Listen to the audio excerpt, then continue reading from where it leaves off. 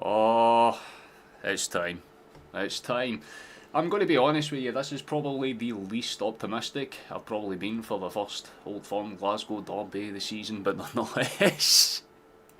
We're live, we're here, what's good? It's time for some footballing.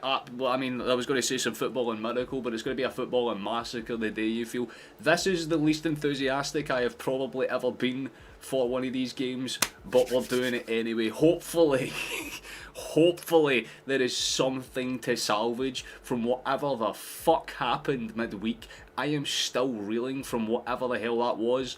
I'm pretty sure most Rangers fans will be in the same kind of boat as well, where they're just wanting literally anything to smile about this week, full stop, because as far as Scottish football goes, it has been a pretty poor week for pretty much all standards across the board. Basically every team got dropped down, if not straight up knocked out of Europe. The only team that actually gave any fucking heart, ironically enough, was the one team that got parked out in Hibs.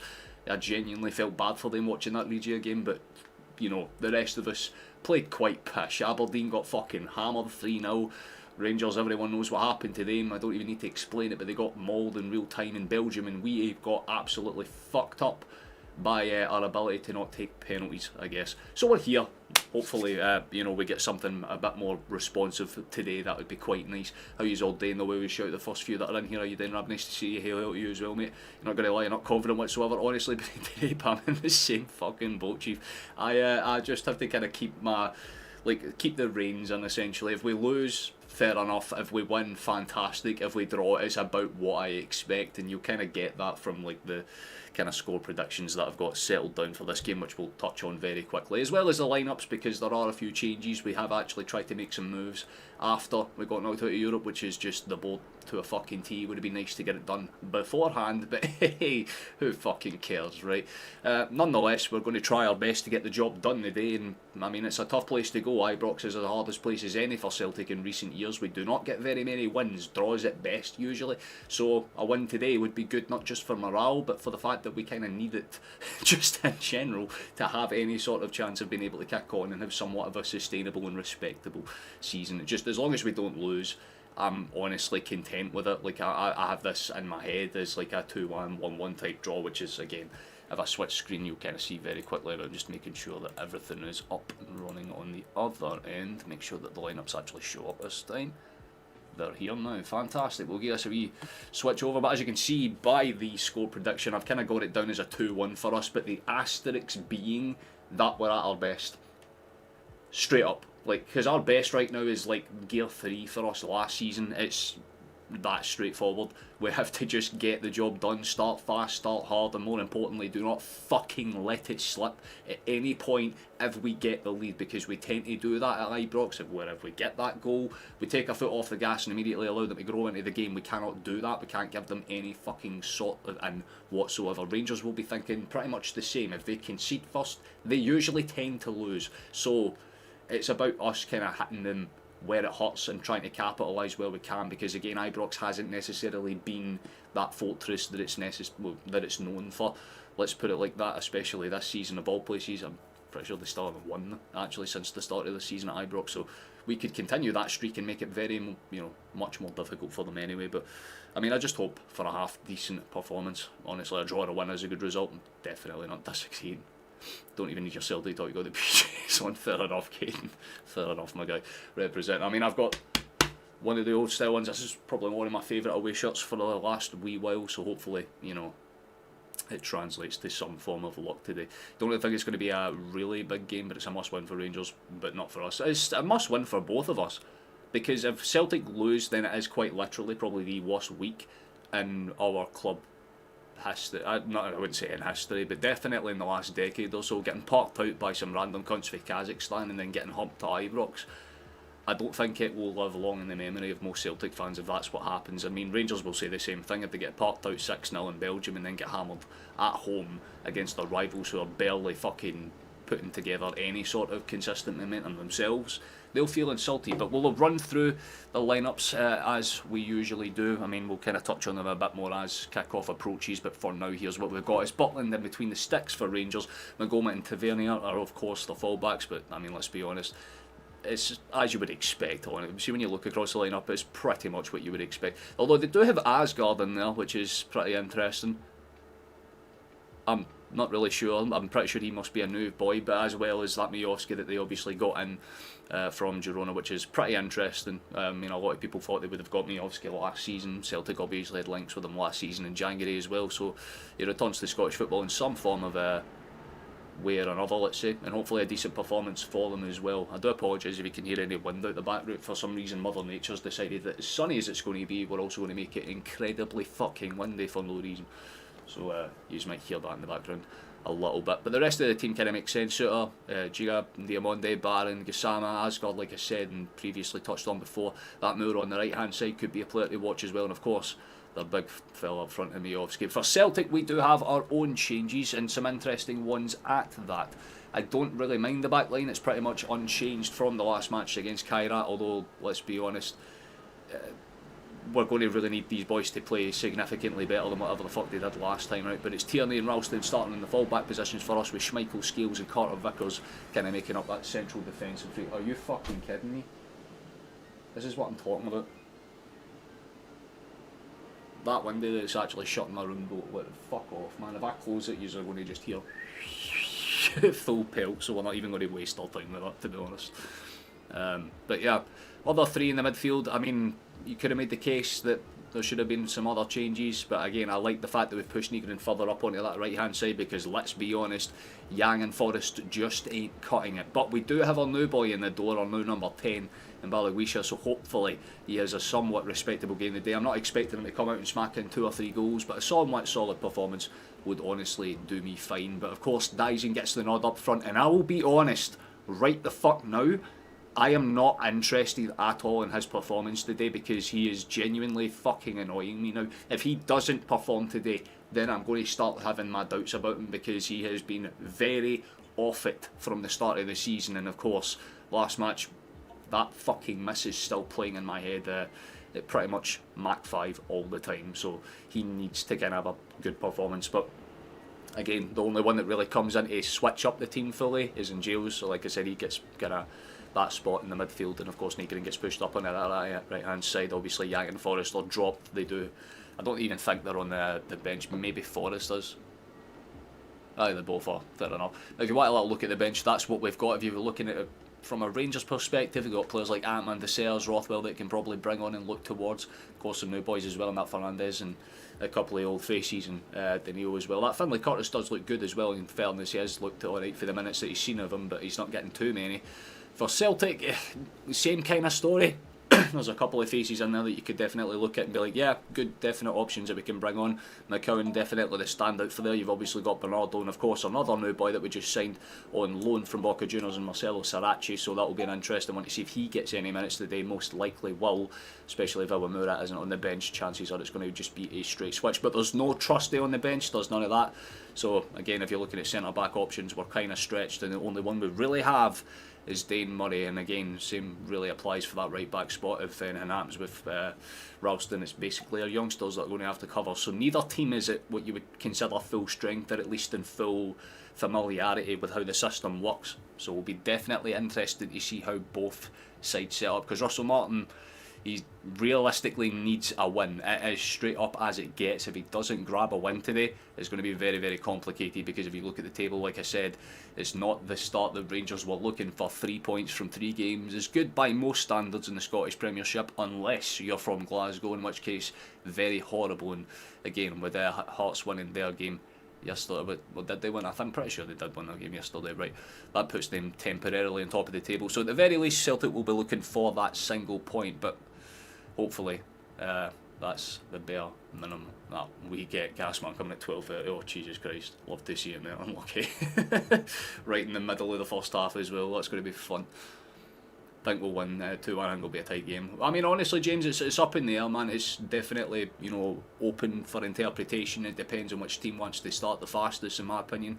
Like I say, you've got players on both sides that can be instrumentally good when they are on form. You've got on Rangers' side out the gate, obviously, as much as he's been, scrutinised as a skipper, Tavernier is one of the more experienced captains that are in this league. And of course, if you're looking at Celtic's perspective, there's a couple of faces that if they play well, they can cause some fucking good problems, and hopefully that's just the minimum that we do today. So we'll get this just turned down the music a wee bit more because the boys are out ready to go. It's going to be an interesting game, especially a game with our new boy in.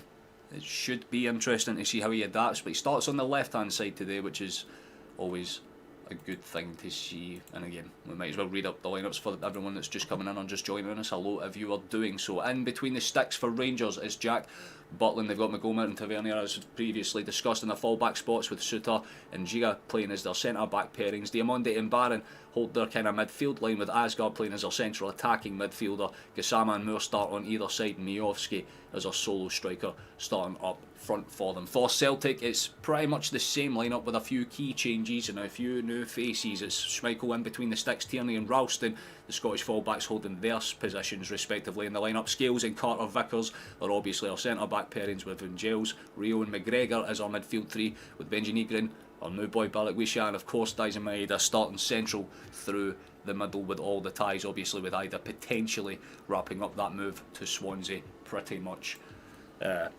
I think it's pretty much guaranteed around 6 million, but we have kicked off on our screen, and hopefully some football to be played. A half decent performance is all we can ask for. But again, it's one of those, the bells have gone off in the background, you can hear it in the church. There's already a loose pass from Maeda, not exactly an ideal start, but it is what it is. When Rangers score, you say Miovski before you. Aye, Miovski gone. Hopefully Maeda, being the striker, can do the job today. Well, he can't miss a 1v1. It's really that straightforward, but I mean, it'll be nice to see Tierney getting fired up back into it, and he's already put himself in the play. Interesting one. Settle for a draw. Yeah, I think most people are kind of in that aspect, let's be honest. I'm not going to lie. How you doing, Alan? Nice to see you, mate. Hi everyone, come on, the Celtic done fucking straight. Spiky make it on him. That's fun. I mean, there's definitely some interesting names in there. Like I said, Asgard's just a balling fucking name. Don't give a crap if he's a Rangers player or whatever. Having a second name like that is powerful. Right then. Nice to see you, Mark Halolo. Hope this isn't as bad as I think it might be today. I've got my optimism. I mean, both sides are shite. Like realistically, this is probably the least anticipated Old Firm from both perspectives.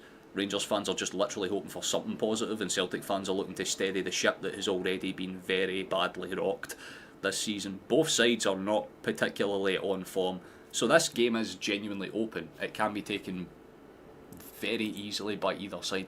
We'll get a refresh now, because we should hopefully have Google working with us. There we are. Smashing. You've got stats and stuff now.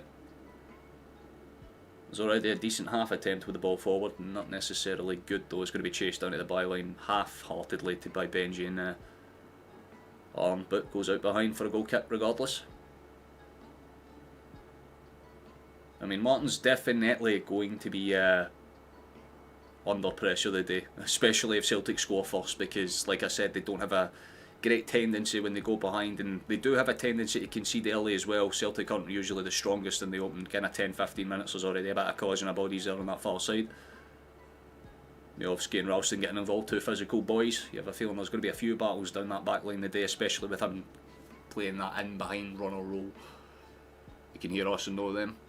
It'll come and go in waves. Like I said, I think Ibrox will be a bit more, not necessarily loud, it will be a lot more kind of on edge. A lot of scrutinisation on every single move and play.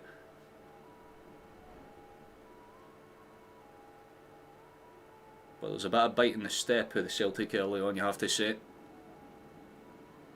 Very minimal, but very noticeable at the very least. It's going to be sent up. Dyson doesn't necessarily win the first knock on. I think it was Barron there that had retained the first one, but Celtic do get the ball back.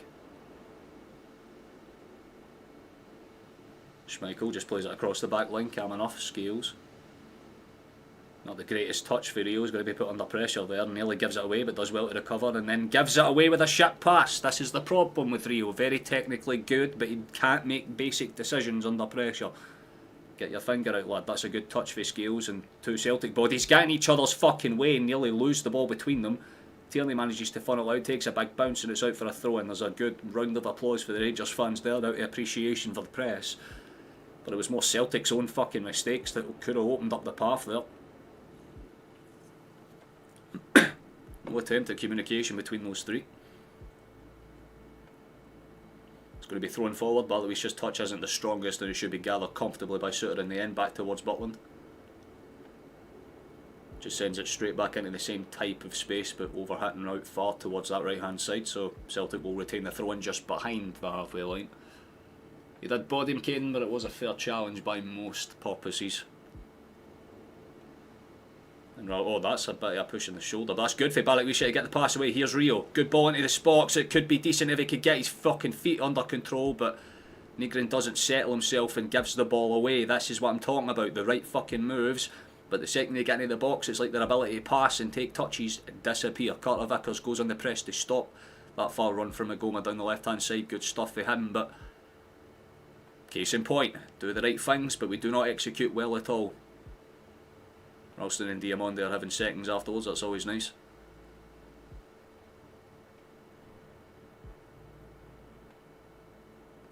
Awkward on the byline, referee's not interested in the foul, but again the pass isn't particularly convincing for Rangers either. Both sides look leggy when it comes to that final third ball. Rio gives the ball away, tries to win it back, and then ends up giving it away again. This is very edgy for both teams, not gonna lie. In the end, covered calmly enough by Rangers. Jager tries to put it across. It's an awkward bounce. It's still very much open for either team, just headed about. Eventually passed forward. Balawish is going to have to cut his run short, and in turn it makes his touch a little bit harder, and Tavernier just calmly kind of pops it back towards his English goalkeeper counter part. Swung up, and it's not the greatest punt for Rio. It's not the greatest tackle for Rio either. Could just kind of trips his man up. Wee handshake between the two of them, so they know there's no bad blood. Fair enough for you, Barney. Didn't try and stay down and waste any more time. Got to respect it where it's due.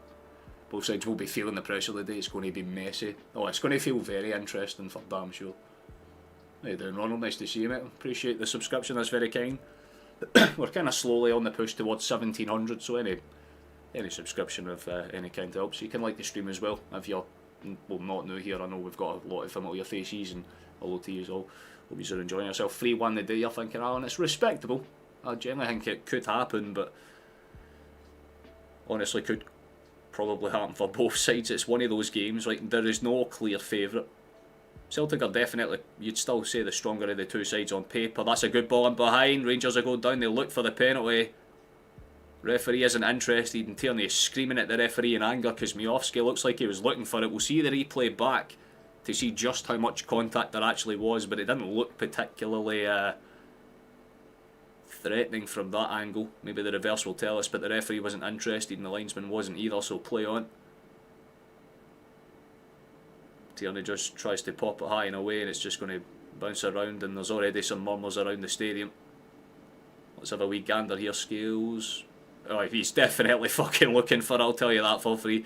Scales doesn't really put too much pressure on him. Miofsky just kind of hits the deck. It's a flop shot.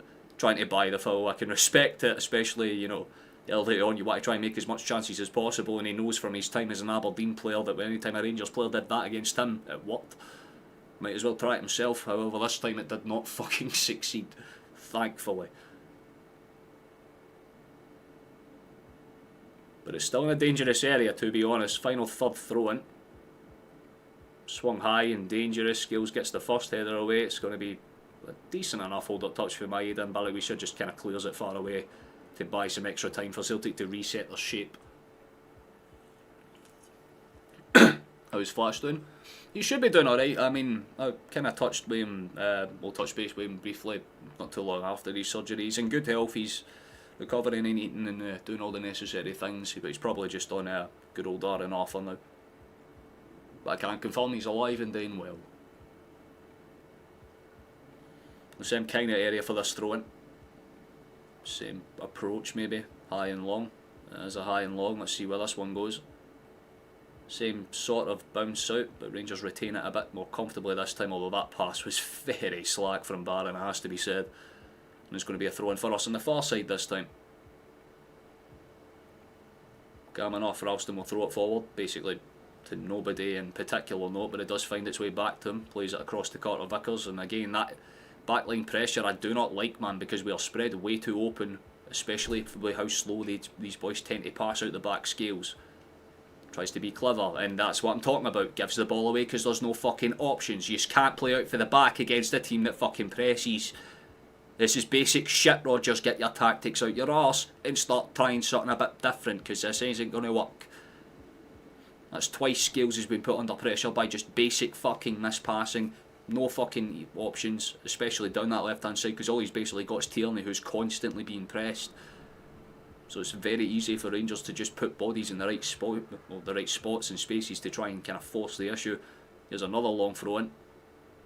Already been a few of them. Rio should get this one away, but opts to head it behind for a corner kick instead. They could have tried to at least redirect it back to Casper, but wasn't interested, I guess, and now it's a corner kick. Like I said, we're just making our own mistakes for them. And Rangers do have a few physical boys, obviously Miovski, Suter. To name a few, they've got options for sure. But you can't say either side's particularly made a massive indent when it comes to chances. First big one of the game could be coming up though. Let's clear the way basically right inside that 6-yard box. It's going to go out towards the edge again, swung back. Still half dangerous, popped up and away. The chase is still on, it should be retained unless he lets it bounce, which he will. Fair enough from Asgard.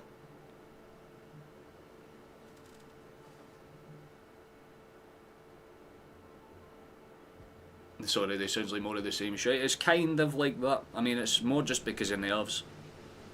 Obviously, the Rangers have that home crown sway, and they'll certainly try and make use of it where they can. It's going to be another long throw in on that far side. This one's a lot more potent looking. It's still dangerous. It's another pop up and away, and I'm not sure if it's a corner or a goal kick.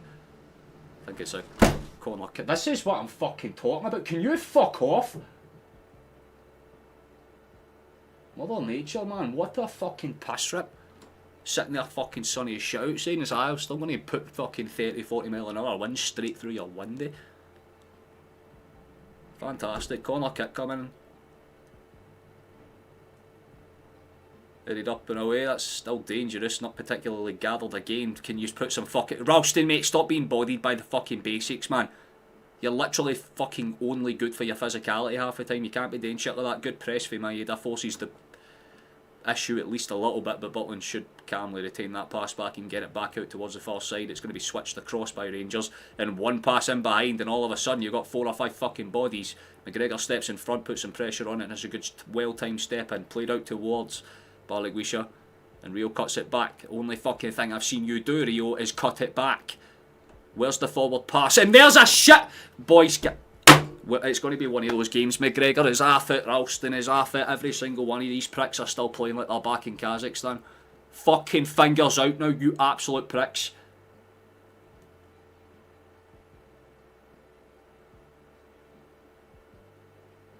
Not a good sign, man. Even basic fucking passing is a problem to these pricks. It is so fucking simple. Ralston just nods the head from the long clearance to the side, gives a throw and away.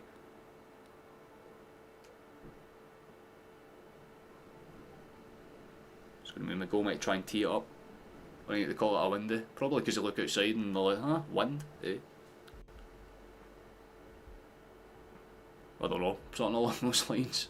Nervous about Ralston. He's a wee bit leggy, has to be said. There's a chance on the break. Maeda will put again a little bit of pressure on Magoma and Shiga combine just not to waste any chances. Shiga just cuts across, punts it out to the side, evened out. The true meaning of it. Ralston's got the ball again though, throw in. But again, barely fucking any supply line because Benji is not naturally a fucking winger. Like, we're still... this is not promising at all. I'm not going to lie, man. This gets more nervy as the minute ticks by. Break a chance for Rangers. We stab the ball clear, and I think it's going to be another throw-in. Seems like most of the fucking action of this game so far has literally just been on the byline. CJ Brooks fan. Very good name. Thank you for joining us, mate. That's very kind. That's 2 public subs already. That's a good tackle for Rio. It could open up lanes. Tierney, you got to get this forward, big man. Does. Barlagwisha. Good pass in behind. If Tierney can beat his man to it, that's a good challenge, and it should be a corner kick potentially, if not a goal kick. And the referee gives it Rangers way. I'm honestly not too sure. It's hard to tell from just one fast played angle, but Fair enough, I guess. They play out from the back quickly. And Maeda will engage his mini press of kind. It's a very disunified front three and one that we've never seen before. And Ballywesha nearly put the pressure on and cost the mistake there for the 24 at the back for Rangers. But again, it's another if in doubt moment. Just punts it out to the side, buys himself some time, and Rangers will have to defend a slightly awkward situation, but nothing too bad. Tierney gets into the box, manages to get it away. Is there a shot on? Are you fucking... I'm going to rip the window off its hinges if it does that a fucking game. Actual joke, man. Rio for range. Plays it into space. McGregor has been wiped out there, but the referee isn't fucking interested. Okay, man, this is what I'm talking about. Be consistent. We retain the ball regardless, but a few hands are up in the air because that genuinely did look like a prime position to win a free kick, but referee again doesn't look fucking interested at all. Did look like he went through the back of McGregor. In fact, on that replay it shows that he fucking did, but fair enough to the referee. If he's going to be like that the whole game, then fair enough. Can't he argue with it, Schmeichel? Celtic seem to fall apart against Rangers all the time recently. What's going on is we shouldn't let them breathe in amongst their faces and attack Big Ange style. Unfortunately, it's not Big Ange style though. And again, even Big Ange didn't have the greatest success sometimes when it came to that approach. It's about being pragmatic against Rangers. Let them make their own mistakes the same way that teams do us. If you just look at the games against Bruges, that's all Bruges did. They just sat in, took their chances, and then when they realised they could win a red card, they flopped, got the red card, and that was it. Celtic need to operate on the same premise, like actually try and frustrate Rangers. Like, press them for sure. We are still giving them way too much of the ball as is. But the kind of key difference that you're looking at here, especially in these types of games, is you don't want to fully commit to an over-attack, because if you do, it's just one ball in behind, and Rangers, for all intents and purposes, have a lot of physical, tall lads up front that can take a half-decent touch and lay it up, and that's all they need. And again, that is a big giveaway for Scales. Thank fuck you got enough on that. This is what I'm saying. Can you stop making him the fucking key defender where all the play goes through? He's uncomfortable with the ball at his feet, man. That's the third time Scales has nearly been fucking beaten to it.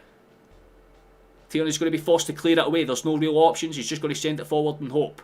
Ballywesha will put the pressure on.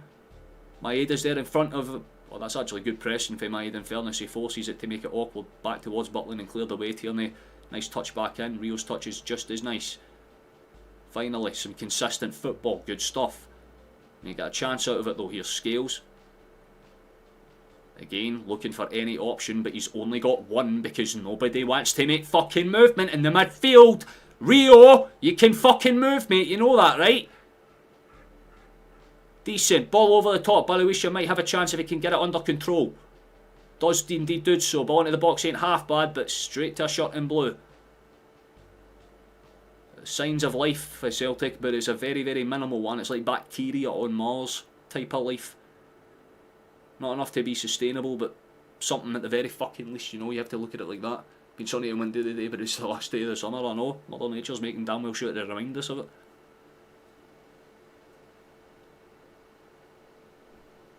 So why would you go for that? That was, I mean, I respect the idea of the cross, but again, this is the issue about having someone that's more good from technical range. Like, you should have took an extra touch inside. Rodgers is kind of pointing that out. You should have just waited for the running behind rather than trying to force it. But I like the idea. Two respectable crosses with no real end product on either of them, but nonetheless, something at least, you know, you have to take the silver linings where you can.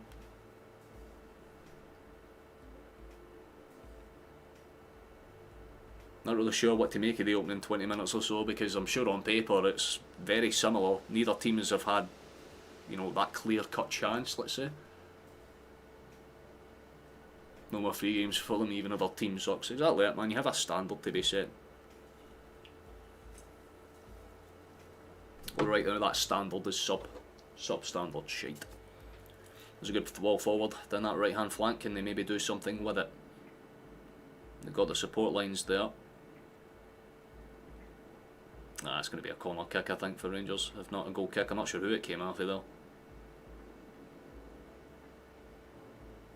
Bobbled off of someone's knee. They've given it our way. Goal kick for us. Can't really argue with it too much.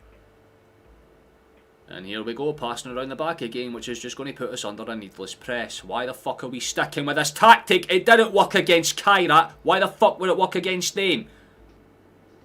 We beat the press this time. Ball out towards Balikwisha. Decent stuff. How you doing, Chateau? Nice to see you, mate. I hope you're enjoying yourself.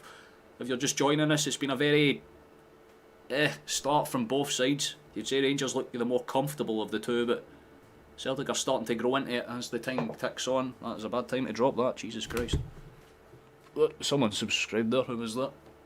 Neil Mathers. I read that as Smithers for a second, to be honest with you. Smithers. Nice to see you, Neil. Thank you for joining us, my guy. Very much appreciated. There we go. Rangers on the... Oh, they've let it slip under their leg, actually.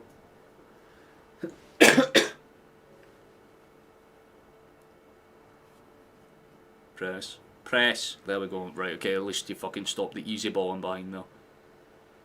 Not ideal, but not bad. But Balikwisha tries to force another step in press, but Rangers beat that one too. They're trying to claim a foul and they get away with that one. I've got to be honest with you. There's been some very fucking hard ones that have not been given, so the fact that has is a bit... Again, just eyebrow raising for the referee, but nonetheless that's what he's decided to do. You enjoying your morning so far, Chateau? I know it's probably a late as balls over there.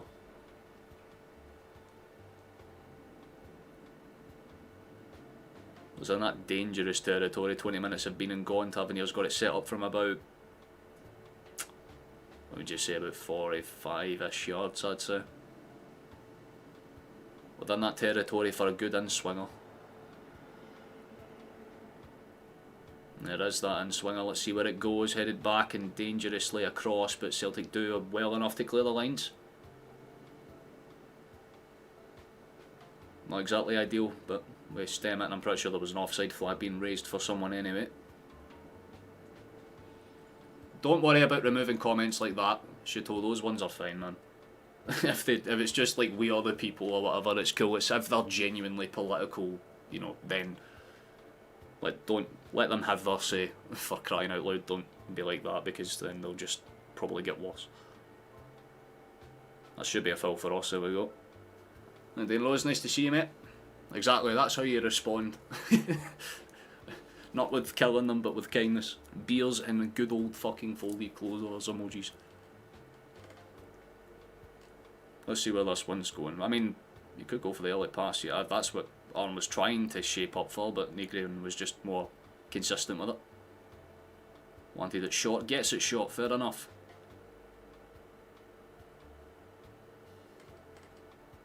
Exactly, it just does good for the engagement, Sausage. That's the way I look at it. I don't take offence to it, as long as they have their opinions, as long as they don't make it personal, that's all I really give a fuck about. Oh, that's an awkward pass. There we go. Could be dangerous if we keep the press going. We do keep the press going. It could be something. See, case in point. Well, he's not being vindictive about it. Fair enough, Jimmy. Fair enough. No worries about it. We do actually have a few Rangers fans that pop in every now and then. I wonder how a few of them are doing, if they're even in here. That's a good ball. Let's see if Skills has got a press in behind. Potentially, I mean, goes back to be safe, but again, this is the issue that we seem to be having over the last few match days. You have the right pass and then you just take the wrong one. Negrin tries to be clever and body his man up. That's good pressing from Magoma, though, give him credit. Diamonde does well to step in as well. Good pressing from both of those boys there, but Celtic do the exact same thing in turn. Beautiful stuff, brilliant feet, well passed. That could be something. How's your control? Not good, but it still takes the right deflection. Ralston gets the cross in, but it takes a big deflection and should sail calmly into the hands of Buckland, which it does. And he'll try and play it from the back, but at least it was something there. We tried to force the issue, but again, it's just that same thing where there's no real end product on the cross. It's oh, here we go, English. And a Spurs guy. Bro, our literal fucking previous manager came to your club and won you your first trophy in however goddamn long. That in itself should be enough to prove to you just how good Scottish football just is in general.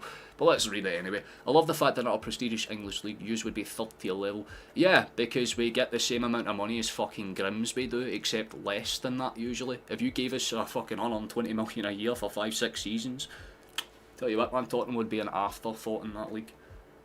Celtic and Rangers have two of the best supported fucking fan bases. Full stop, bottom line. And more importantly, pretty good results against English teams. If you look over our fucking previous records in European matches against English teams, we actually have a pretty good standard hold on. I love that. Like, what we didn't do well in one particular season. No offence, man. Celtic were injury riddled and not exactly doing too good with the side in front. Rangers are Rangers, Aberdeen are Aberdeen, and Hibs are Hibs. And Hibs still probably put up a better fight in the fucking Conference League than Crystal Palace did against some shitty team from Norway. So, I mean, and give better teams a taste of Europe. No, that's what ruined it, because you've now got 10 fucking teams for England that are fighting out in Europe when they should only be maybe at best 3. The only reason the English League is still fucking consistent or even somewhat watchable is because of the sheer amount of money. But if you're going by like league standards, Bundesliga's better by a fucking mile.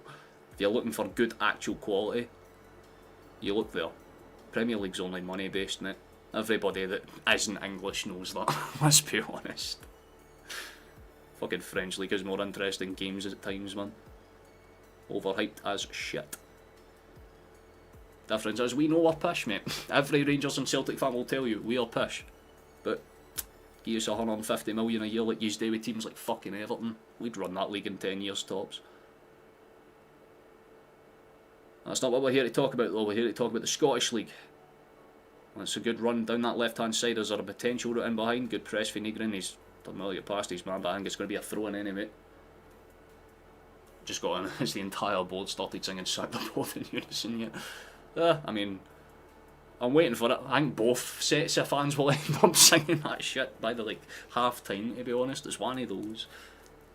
Like, I have no bad blood towards English football, I just find it funny. It's like, bro, you just had TV rights, that's what makes you relevant. Give that same amount of money to any other league, you could make the same argument. Standard-wise, nothing compares to the Premier. Exactly, because every fucking, like, if you look at the average money that the Premier League brings in club-wise comparisons to other leagues, it's because of your marketing, not because of the actual quality of the clubs, mate. It's just because you literally pay for the more expensive players. If you didn't have teams like Chelsea or Man United that spend billions every fucking year trying to look half impressive, well, there you go. I mean, I don't even think the Scottish Premier League has spent $500 million full fucking stop. That's the level of gap that you're competing with, and Celtic can still show up and do more shit in Europe than fucking Tottenham ever has.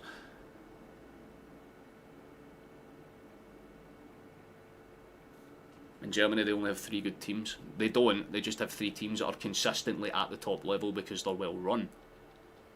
But every team that you look at in Germany, most of them are fundamentally very well backed and more importantly have a lot of history to them. Even in the second tier of Germany.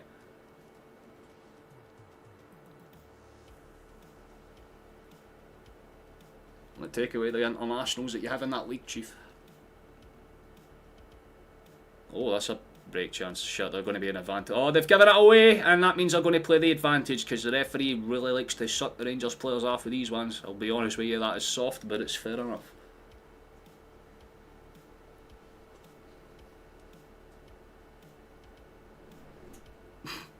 Southampton in the Championship would be better than Celtic and Rangers. Right, but Southampton in the Championship would still, as is right now, continuously have 4 times the amount of income than every single Scottish club put together, Chief. That's not a joke. That's just how English football works. If you give any fucking team outside of England the same amount of money that you give teams in England, they would run your league. That's all I'm saying. Fan bases carry a lot of the weight, mate, and I'm just saying Celtic and Rangers are way bigger than fucking Tottenham will ever be. We set standard in history in British football. The only history fucking Spurs fans are pretty much known for is, well, yeah, up until last season where it took a Celtic manager to join yous and win yous that title, by the way. So I just find it amusing. It's like both fucking, like, Scottish football takes a good amount for English football the same way that English football still takes for Scottish football. Some of your best fucking players come from us. Fuck's sake, man, you rant and rave about players like Van Dijk and all that shit. Yeah, exactly. We had them first.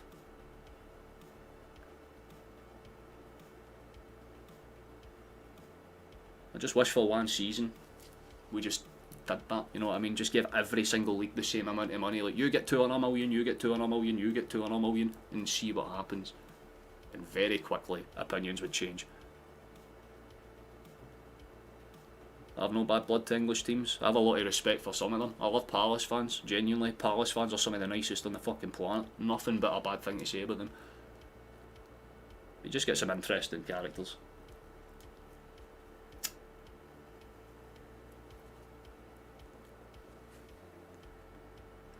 Well, it's been pretty stagnant in terms of chance creation. I genuinely don't think there has been a shot this entire fucking match so far. We've been in the box a few times, the same way the Rangers have, but no crystal clear shot on target has been had. Scottish football is like buying something on Wish, thinking it's the real thing, and then pumping millions into market and hyping it up. Well, I mean, Scottish football is the real thing, mate. It's about as pure as it gets sometimes. I mean, the English Football League is notoriously known for basically just being a fucking, like, suck-off circle between the top six. Realistically, right? Like, if you take away the fucking marketing ability of those 6 teams, the top 6, your league would be pointless, man, let's be honest. Celtic and Rangers make Scottish football relevant. I get the point that you're trying to make, Chief, but the thing is, you can still get some good things on Wish. Yous are more like Sheen. Just an international company disguising themselves. You know what I mean?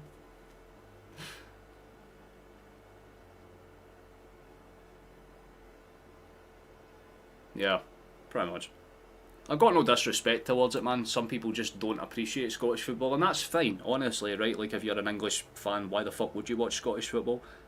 I'm just saying that the financial gap is so severe that you can't really compare the two. It'd be like comparing chalk and cheese. Just a completely unpragmatic thing. But you ask me, English football isn't exactly that fun to watch anymore. It's only good because of the internationals you bring to the league. Who's actually fun to watch that's English?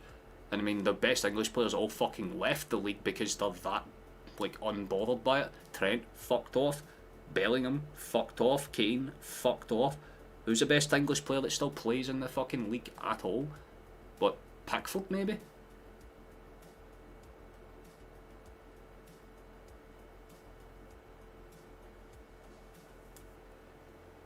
Nah, all Scottish boys are having sense and going to Italy now. Fuck's sake, that's all I'm saying. Look what McTominay and Gilmore did for themselves when they decided to ditch that shithole of a league. It's only good if you've got a pretty face and marketing ability. That's all it is.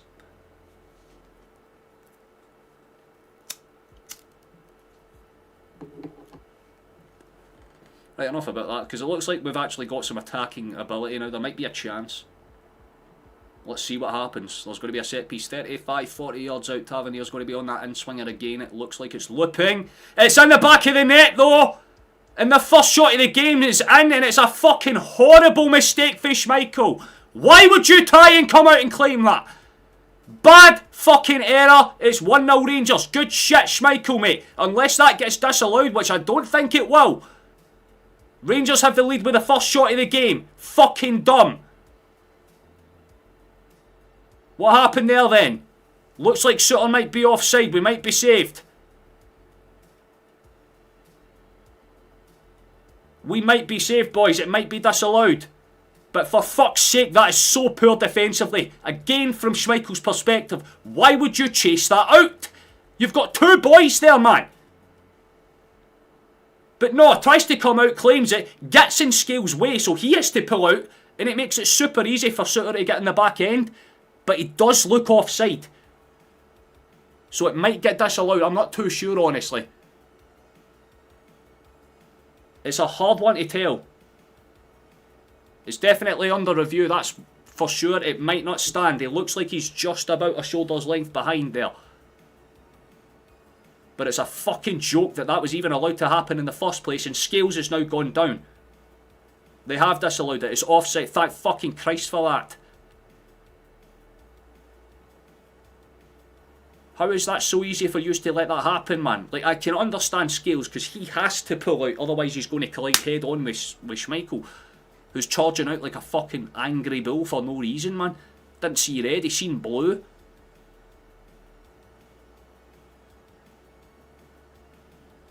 Not a good fucking sign whatsoever, man. We survive just about, but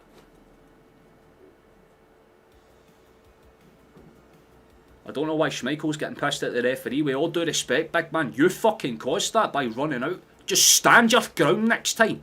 You've got two bodies there that would have genuinely dealt with that relatively fine. Even if Suter got the header, you would have been in a much better position between the sticks than outside your 6-yard box. And because Scales had to pull out that challenge, he landed weird, and now he's down and injured. So that's just fantastic, man. This is fucking great. Oof. Got to stop winding up. Genuine question. Oh, here we go, right. This is actually somewhat more respectable. This we can talk about. Given the option, would you want to enter the English League system? It depends.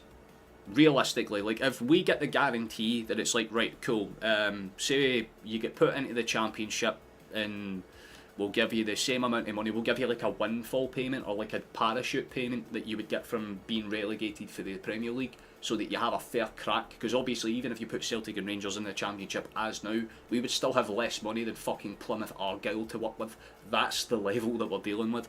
So if you even give like Celtic and Rangers 70, 90 million each, then do that. Yeah, I wouldn't say it would be a bad idea, but it would kill Scottish football. And that's the only reason why I'd have to disagree with it, just because on that one principle. Like, I don't want to see teams like Aberdeen and Hibs and Hearts suffer because Celtic and Rangers just want to make more money. The whole point in football is that it's for the fans, mate. So that's kind of my thinking. Well, shite at the moment. You're definitely not wrong, Mark. That is pretty much as good as an indie. I mean, you'd think that this would be the game where you'd want to see your team bite their teeth in, but this is the issue about not playing with a striker, is that they don't get opportunities. Rangers try to claim a foul there. Don't know if we got away with one or not, but the referee's wave play on. And now we've been wiped out in turn, but the referee waves play on. Fair enough, honestly. Genuinely, if he's going to be like that with both of us, that's cool. But for some reason, Ralston steps in and bodies his man for no fucking reason at all. Good stuff, lad.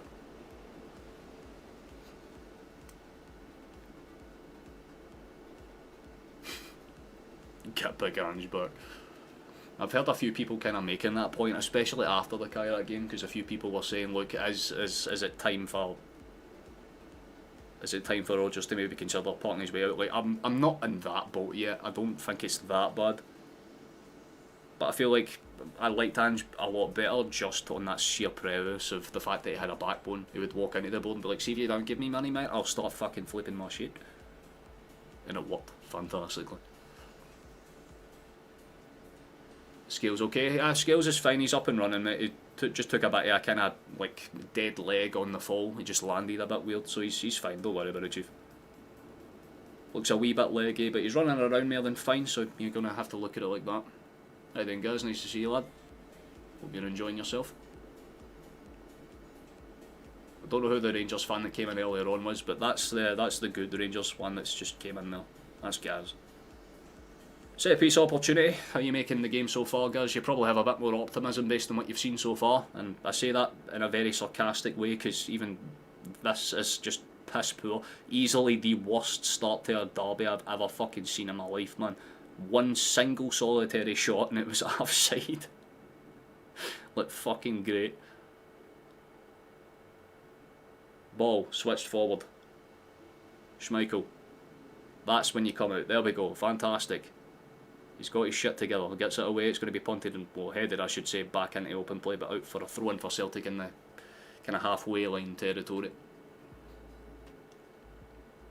I think we're still shit. Honestly, yeah, we're all in the same boat, it seems. That's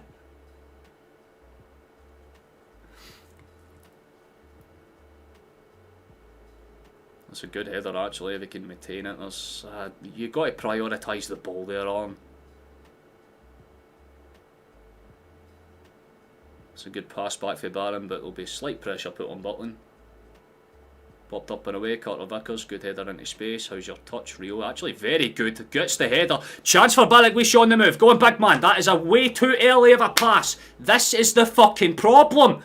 You have space to run into, you have options there, and you decide that the key move is to just half-ass pass it across the face of the box. It's basically just Kyrat, but worse. At least we had the occasional fucking chance. There's nothing going here at all. It's basically just win the ball from a Rangers long punt, pass it around the midfield for a bit. If we don't give it away and give them a chance, we'll get to the edge of their box and then just pass it back and fucking get it away somehow anyway. That'll just be some stale ass shit like that where we just power pass it across the face of the box without looking up first. Right execution, Balawisha, but not the right idea, man. Get Ralston off at half time, definitely. McGregor wasn't quite the driving force he's been either right now. No inspiration and enthusiasm is badly needed in the middle. That's what I'm saying. Maybe get McCowan on at half time. Get some youth, get some actual fucking passion back into the game. Just surely just on the premise that McGregor isn't opening up space at all, man. He's been forced to stay in. He's just getting stepped on, essentially. Ball into the box. Half dangerous for Rangers, but again, cleared away comfortably enough. Still potentially threatening. Good step in. Real to kind of force the issue, kind of makes it awkward, still forcing it. But Louisa joins in now. Maeda also joins in, trying to force it half a Barron, does well to bundle his man over. There's a few awkward spillages and deflections around, but the referee isn't giving a foul either way, and Rangers steal it back, and apparently it's a foul now. Maeda's bleeding for his mouth, so he got hit quite bad actually, and the referee just isn't interested, so did he just take a weird landing or something? Oh, yeah, he took like a slight stud, like on his way up. It wasn't too serious or anything, but he did take a slight cut though. Wasn't intentional for Barron, the same way that when Maeda landed on Barron, he kind of caught him on the top of the head with his boot. But yeah, Maeda got caught in the cross, like right across the lip, essentially. He should be fine to continue, but they'll probably need to stop the bleeding at least, because he is spitting blood out actively, so... One of those ones that looks way sorer than it was.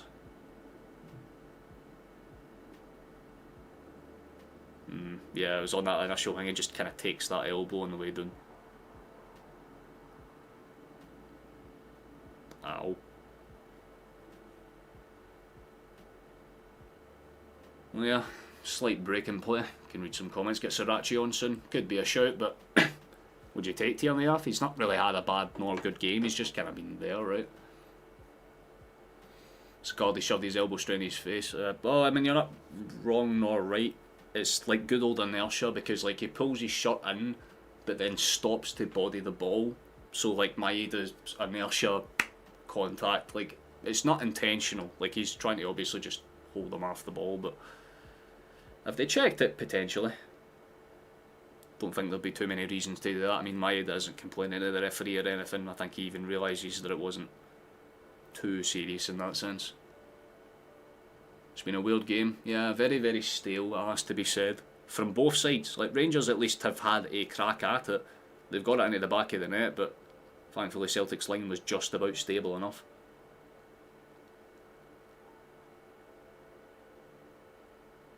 But it's not too good at all. Whipped in a box. Deflection, this is awkward. There's another bundle of claim from Suter there. That could have been dangerous. Trying to take out our best striker. It fucking feels like it a little bit, but I mean, our best striker is still not even a striker. That should tell you where our problems are. It's been a shite game. To the right, still give him a card. I think he was given like a formal warning. I'm sure I'm not too fully hanged. I'm pretty sure if he does anything of the sort again, though, it'll be straight red material. There's another corner kick. If Rangers can say anything, they've at least won the set piece battle. Let's see if they can do anything with it. Whipped in, dangerous, up and away this time. Who's it going to bounce to? No one in particular. Bounces out on the edge. Good header away for Arn actually. Just about buys us enough time in Maeda's press. Make sure, even a few rounds of applause for the Rangers fans. So that was good pressing for Maeda. Just stuck with his man, stuck the leg out, fair enough. But good body work for the Rangers man as well. You've got to give him credit where it's due. That wee Barron's been involved a lot in the midfield of that park. Not seen too much of that Asgard fellow, in fairness. But again, that's because McGregor's been put on him individually. It's just man marking gone horribly wrong. That's a good pass forward for Nygren if there's a chase down. Butland will just kind of run out and pop it high and wide. And it should just fall straight into the hands of Schmeichel. Calm enough, big man, calm enough. At least you didn't punt that one out to the side for no reason. Long rushy being played there. But I don't like the fact that we're playing out for the back, man. Like, it makes sense if you've got technical players like Johnston and stuff like that, but you've got Ralston as a fullback, and you're expecting him to fucking try and, like, stand up his man and get past him on a dribble. How the fuck is that going to work, Rodgers, man? You need to stop trying shit like that. It just makes no sense for the way Ralston is. Get him down the byline and get him to cross it, sure, but he's not the dribbling type, man. You can't expect him to just run with it. That's an awkward one. Might be a slight chase down, but Schmeichel should get there first. Claims it calm enough on his hands. Just not good enough at all, man. Good pass for Schmeichel, actually. Ball over the top, ain't half bad. Big mistake! Hold on! Oh, fuck off, referee! What did he do wrong there? Like, did he catch him on the fucking, like, on the head or something? Didn't look like there was anything fucking wrong with that. No, Tavernier's just a floating wee fucking bastard, man. Ah, you can tell you're a fucking Rangers captain, mate. Fucking taught to cheat and dive just like the rest of them. What the fuck was that? Bro doesn't even get touched and he goes down like he's been shot in the back of the head, John F. Kennedy style. Like, fuck you and fuck off. Gimp type shit is that? Headed away. Should be gathered on that far side regardless, and it's been taken past. Well, that's great. Ball into the box. Big deflection. Jesus Christ, could have bounced in Rangers' favour there.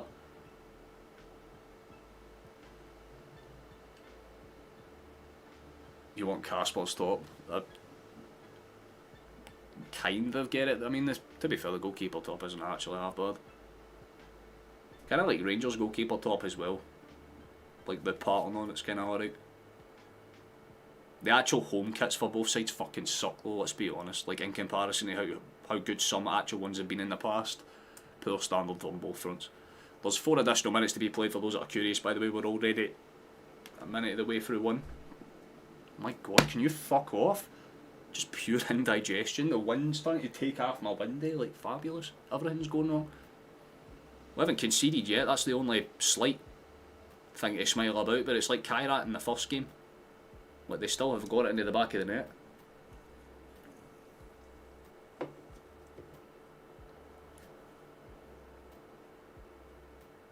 Team needs new blood. Yeah, you're definitely not wrong, Ronald, not at all. I mean, we're trying to inject it, but the new blood takes a bit of time to kick into effect to give an old soul life, and that seems to be the case. Because I mean, Balawisha probably has been the best player in this half, but I'm saying that through kind of gritted teeth, because I mean, we haven't done anything. We have not had a shot. We've got into the box once or twice.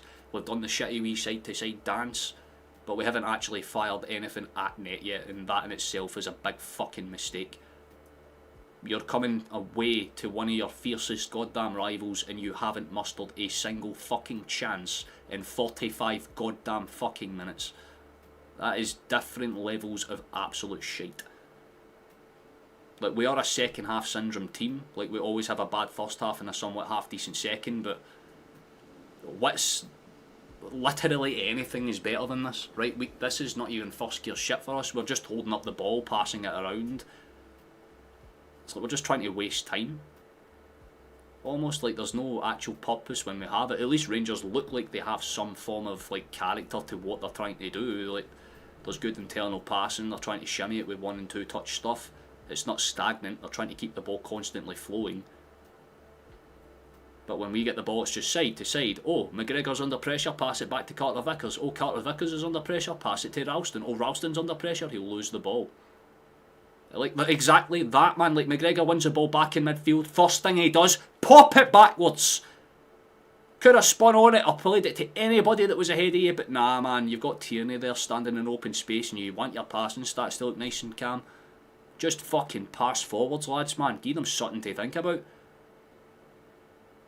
Pretty fucking sure Dundee is giving them a more interesting game than this. Just such a stagnant performance for both teams, man. Both teams are not going to be pleased. At half time, the team talks are going to be very stale. Celtic have been better on the passing front. That's about it. Good switch to Balawisha. Is he going to do something against his man? Tavernier tries to stand him up. Good feet. There's some shouts off the edge of the area. There's a whipped cross. It takes a huge deflection and it's a good touch in fairness. But a miss swing and a half, and Something's happened there. The referee's pulled it back for, I guess, right, okay, because the Rangers player's down, I forgot. Right, it's only when a Rangers player's down. Diamonde stayed down, he's holding his midriff in the back. I'm not too sure what the fuck he's actually hurt. Did he just go down weird or something?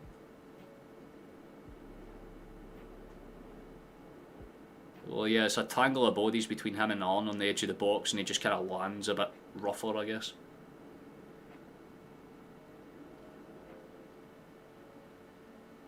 Well, that is easily the worst half of football I think I have ever seen. I've genuinely sat here for near enough 45 minutes and I haven't witnessed this do anything. We need fucking changes, man. We need something, like, genuinely, what the fuck is going on? I barely seen Nygren at all that half. Like, respectfully, why are we playing a fucking midfielder out on the right hand side? Stupid in itself. But we are that fucking starved for players of quality right now that it's just translating into our play, and it is so devastatingly, shockingly bad. Like, what the fuck? I wasn't expecting us to be like I said. My prediction was like with the asterisks for a reason. I was not expecting us to play good, but this is worse than that. It's just there's no consistency. There's no like gel in the performance. It looks like it's individuals trying to carry it, and those individuals are not even playing at fucking 5 out of 10 right now. The only player that's trying to do any sort of direct attacking is Barek Wisha, which is insane considering the fact the boy's been at the club less than 48 fucking hours, and he seems to have a better grasp of the tactics than every other player on that park. Our own fucking captain can't pass forward for whatever, man. Captain pass back is just doing the same shit over and over again. Rio can't get the ball under control, so he can't take his touches and get past his set in stone. And Giles is just trying to be too technical with it and trying to get way too advanced with the crosses, even though he's fully aware there's no big man there. Just keeps trying to whip it in anyway. Ralston and Tierney have been very fucking lacklustre for most of it.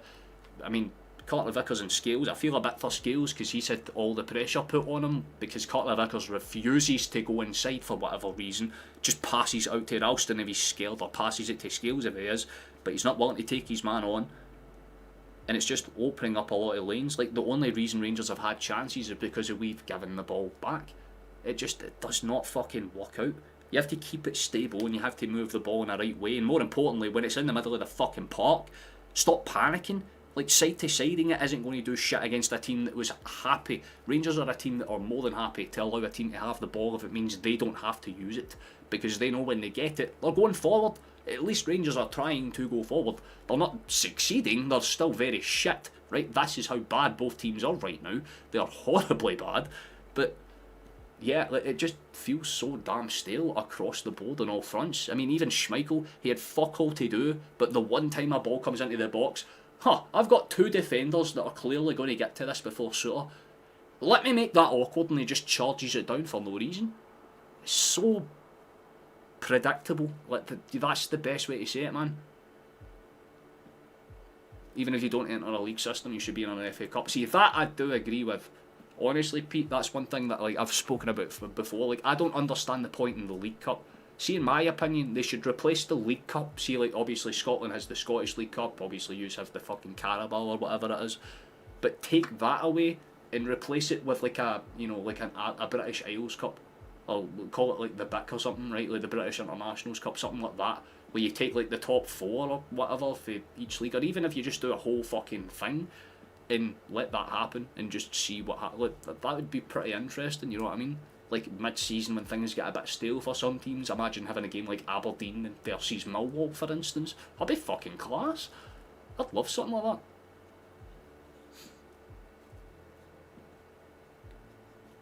My going on for in jails, definitely agree with that one. Crowtail's spot on, my guy. Forrest on for Nygren, Bernardo on for Carmack. Honestly, here's my thinking, right, and tell me if you agree with this. What I would do, personally, drop Nygren back. First thing first, drop him into the midfield, because he's still got the qualities, just because he's been playing out in a position where he's not good. Right, so drop him back. Getting Giles or Rio off, particularly for me, I would say in Giles, just because he's trying to do too much with the passing. Push McGregor up, give him the fucking free space, and then allow someone like McCowan to anchor off the back. If you can do that, then it opens up lanes. It allows McGregor to actually look forwards and stop having to side it. McCowan's a tough physical boy, he can dig in.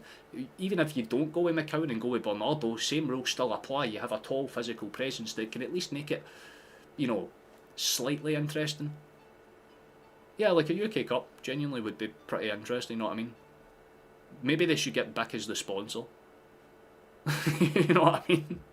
Like, do you know how they do those like American things where it's like, you know, like Clay Johnson, 55, fucking quarterback in Minnesota, like something like that. Just have like, you know, like certain captains for like leagues. Like, can you imagine like the fucking Arbroath captain Pierre walking up like, my name's fucking John McGee, fucking 23. Kilsyth just like signs it with a Bic pen, like on the camera. Like, they definitely like an opportunity for that because it makes the League Cup more interesting and more people would watch it. And you still have like the respective national cups, like obviously you know, like the English FA Cup or the Scottish Cup, for instance. Like you can still have those competitions running alongside because they all happen afterwards, but you can still have that British International Cup happen.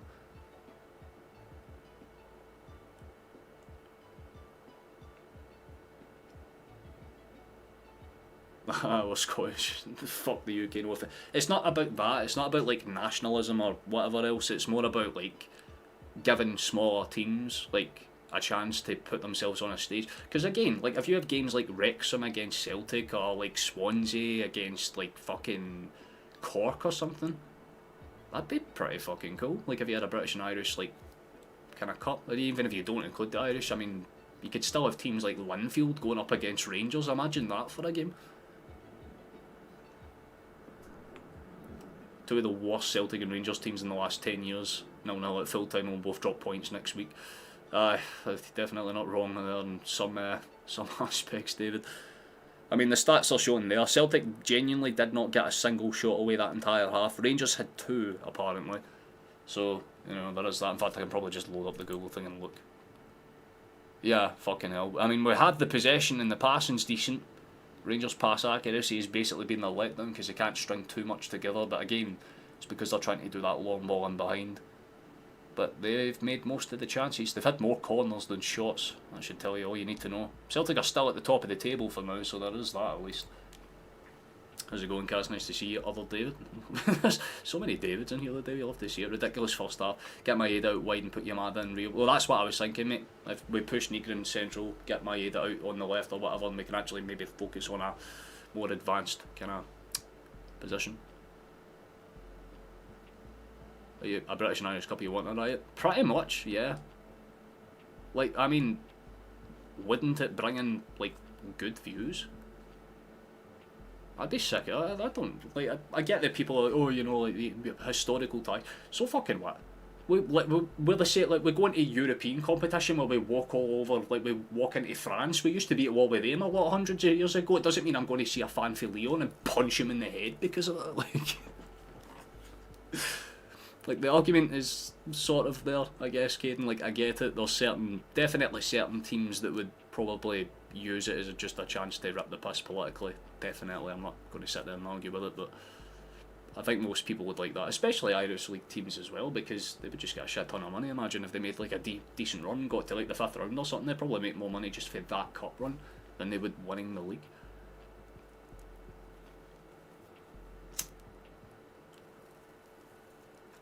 You have a funny feeling Rangers will finish 4th this season, Celtic will finish 2nd.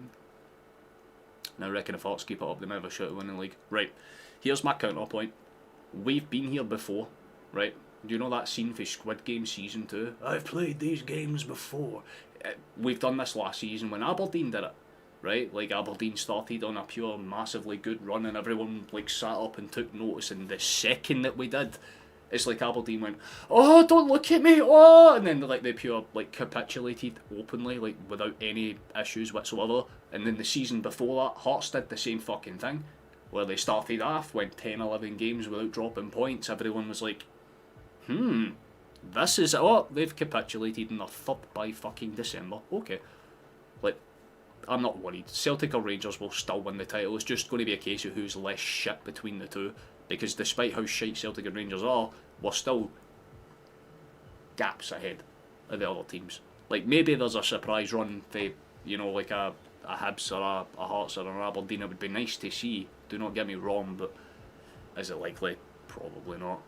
I'd love to see it though. I'd like not even I don't even give a shit about those types of teams. I want to see like a Motherwell come out in nowhere and just be like, yeah, 15 game win streak, and just see what happens for there. Seen this coming a mile away. Megan, nice to see you. Genuinely, every one of us are in the same boat. We're not surprised, but we're disappointed nonetheless, right?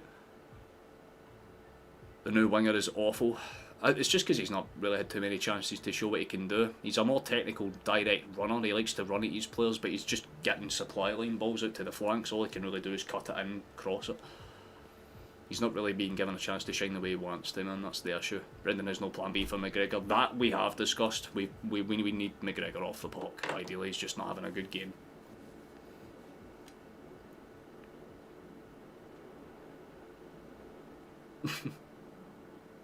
Fair enough, sausage, fair enough. Somebody get Fergus on the phone, fucking do right. We won't finish in the top 3, mate. Well, shite, after you win the day, we'll be 9 points behind after 4 games. Right. But here's the thing, like, if you look at the standard averages for like what happens in a domestic campaign in the Scottish leagues, most teams below Celtic and Rangers finish with anywhere between about like 45 to like 56 points. That's like the kind of happy medium. And as bad as Celtic and Rangers are, I don't see Rangers dropping points in basically most games. Granted, they've not had the best start, but why is there such a rivalry between Celtic and Rangers? They'd put it in the most simple way possible without trying to get myself, like, you know, demonetised. Just a lot of political intensity, Glasgow, Irish, you know, immigration, all that good jazz. That's basically the nicest way. It's very sectarianistic based, let's say. But we do not share the same stadium. Like, the only stadium that we share is Hampden whenever we're in cup finals, but that's about it. We have Celtic Park and Ibrox. Later. Right, Mother Nature, fuck you too then. Jesus Christ. The no winger doesn't look like a winger. Negrin's definitely not a right wing. Yeah, no, he's definitely more of a central attacking midfielder for sure. Calm out of the game ruins our game plan. Yeah, that we were talking about why like Asgard's not really doing too much for Rangers, but it's because he's just individually mocking McGregor, and McGregor in turns just doing the same time. So both of them are just kind of cancelling each other out. So neither of them are having respectable games. KTA is a shadow of a player he was. Same kind of issue though, it's just because he's not getting too many chances to roam with the ball. It's like, as much as we have the possession, we're not doing much with it, we're just side-to-siding it. So we need to have like one player just have that fuck it, bite, grip mentality and just go for it.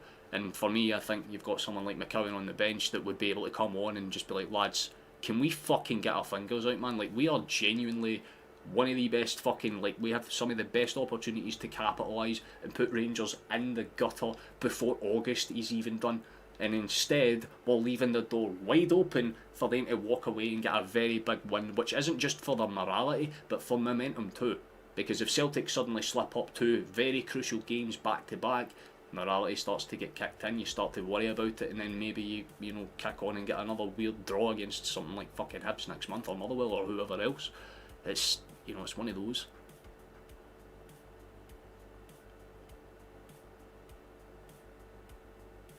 Well, I can't say that comment because of the word that's in it, mate, for obvious reasons, but you're not wrong, David. People will just choose sides based on what they fucking feel, I guess, right? Like, personally for me, I don't give a shit about, like, 90% of political things when it comes to Celtic. I support Celtic because when I was a child, my dad supported it and I liked the team colours. That was it. I didn't grow up being like, you know, like I didn't grow up here like understanding the kind of historical integrities until I was a bit older, and I'm like, oh, that makes more sense. But as a kid, you just support a team because you like the look of it, or it's because your family supports it. 90% of us function the same way, but you always have that small group that make it about that, and those people can fuck off, respectfully. We have 2 wingers playing that are clearly not wingers. a winger as a striker. Yeah, that's the thing. It's like we have a winger that should be playing on the wings but isn't. He's been played as a striker because he's more effective there than our actual strikers. We've got fucking midfielders playing as wingers. We've got fucking basically standing, like, he scales whenever he gets shifted over to the left. He's having to play left back at times as well. Like, we are, like, as much as we have depth, we don't have quality depth, and that's the kind of problem that we're having, is that you're asking multiple players to play multiple positions and still have the same consistency, and it's just not going to happen. Asgard looks like an empty shirt to me. No improvement on Barami. Honestly, not wrong, Ronald, but it's the same kind of points that I touched on earlier. It's because he's just straight up marking McGregor out the game, and that's going to come with a kind of trade-off, that he's not going to have too many moments on the ball, because obviously if McGregor's on him, he's going to be pressing McGregor, and if he has the ball, McGregor's going to be pressing him. If they change it up in the second half, maybe if they drop Asgard in a bit deeper, maybe that opens the game up a bit more for Rangers, and it can open up the lanes, especially down the flanks, because that seems to be where most of the attacking's happening. So if they can get that going, then maybe they have that kind of cutter back across the face of the box, and maybe Asgard can be on the end of one of those.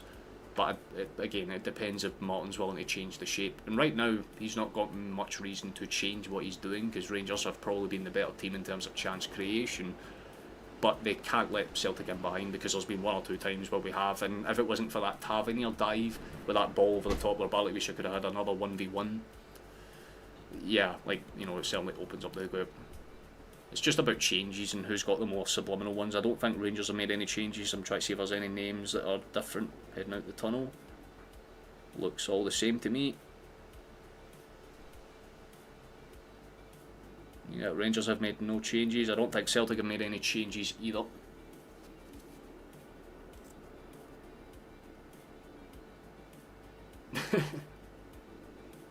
Melvin Phil. He'll bring on Yang. I know, I can't wait for it, man. Fucking... Like, who's like, nah, it'll be something stupid, man. It'll be like Donovan for Ralston. That'll be the first change.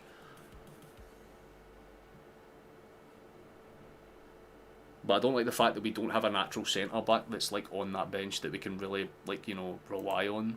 Like, I mean, we've got Dane Murray and that's it, which is fine, but that is a child, and you're putting him on in an old firm situation potentially, which just, I mean, that bench looks stretched. But McCowan is definitely the kind of pick for me. Maybe some minutes for Sriracha. That's if we have a lead to protect, and we just want to see someone try and like prove why they want to wear the Celtic shirt. But the second half has kicked off, so hopefully football time. Maybe some actual chances this half. That would be very, very nice. You could be right, honestly. Let's hope for a better second half. Damn right, David. Young always produces an 8 out of 10 when coming off the bench. It's definitely within his realm of possibility. However, that's whenever it's against a team like St Mirren, or like, you know, a team that isn't actually half decent. There's a long switch for Rangers. There'll be a chase down. Tierney just lets it bounce over him. That's actually kind of calm and clever. But we better just not go doing the side to side shit again. That's a good redirect for Rio, actually, off the head. That was clean as fuck. And good pass as well. There was an attempt there. Apparently there's going to be a foul the other way. That's interesting. I mean, Angels is the one that gets dragged down with... Maybe he was pulling on Diamonde's shot. Kind of hard to tell, I'll be honest.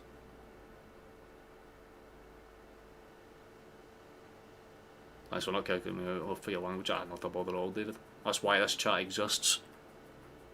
I swear just as much as anyone else does, so do not stress about it. As long as you don't say the N-word, you're fucking fine in my eyes.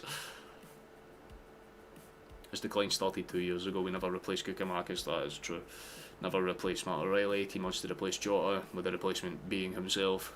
Kyogo and Kun's not really been replaced. Well, we've tried to replace him, but we've replaced like Kyogo with Yamada, which just doesn't translate because Yamada's just not getting the minutes nor the chance. That is a good steal, hold on chance for Rangers. This is not good. Breaking away, shot from range. It's going to be sailing miles over the bar, but case in point, at least they're trying. Good effort from them there. They cut inside. The shot was very lacklustre at best, but signs of life. Already half as good as they did in the entire first half. We'll love to see that Harry on the Celtic indeed. Oh, that could have been awkward. Maeda was loitering off the back end to try and steal that.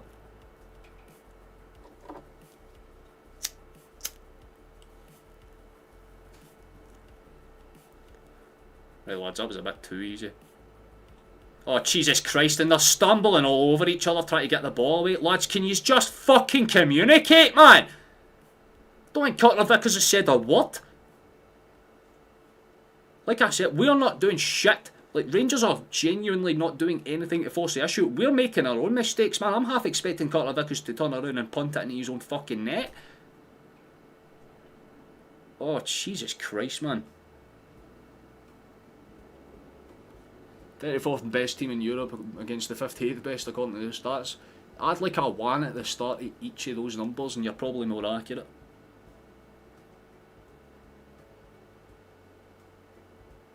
Just push on both fronts. McGregor, mate, pleased. Oh, for fuck's sake. Yeah, no, he needs to come off. Like, he just doesn't look confident at all.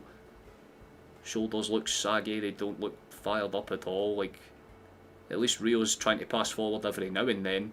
Cannot say the same for Angels or McGregor. Like, just side to side at best. Big deflection, how's your touch? Decent by Louisa, we'll take that. Does well to try and funnel away, but Rio overruns the pass back. Gives it away, now there's a chance for them to break. Barron's got it in the midfield, is he going to take... Well, he does well to control the touch, but an equally well-timed challenge, which I thought the referee was giving a foul for it. I was going to say that would have been a fucking horrible decision. Nothing but ball there. Referee deals with it nonetheless, and Rangers get the ball anyway. Advantage played, there's a slight push on Nygren there, but nonetheless. Good step in for the Swede, we'll love to see it, but bounces back to another body in blue. That's a good take and touch. Switched out towards the right hand side and just about over hit. We kind of got away by in there. Right idea from them though.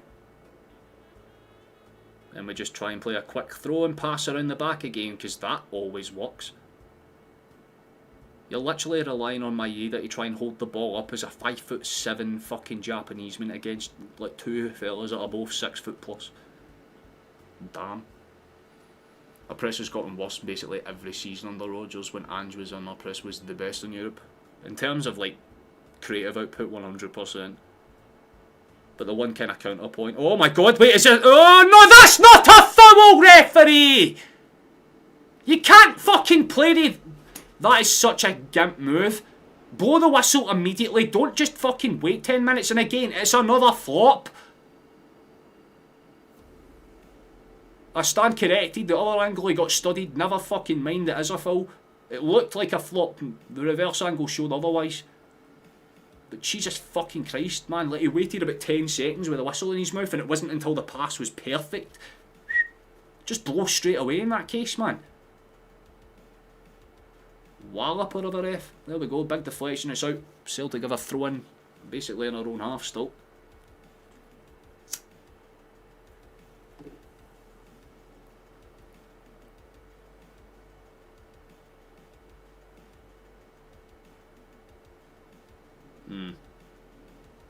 Yeah, I love how we don't get those fouls though, it's real interesting.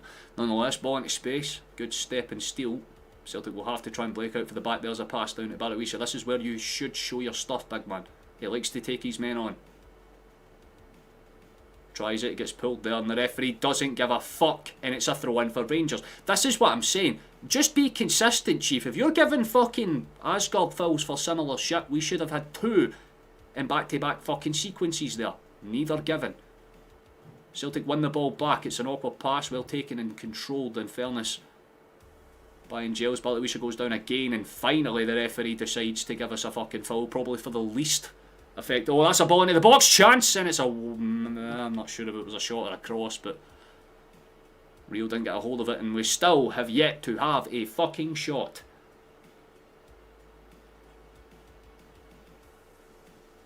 You love a Morton's pie and Bovril. It's a sentence that you only hear in Scotland, though. Love to see it. Good control there for Maeda. There we go. Barrowisa just plays it safe, goes back.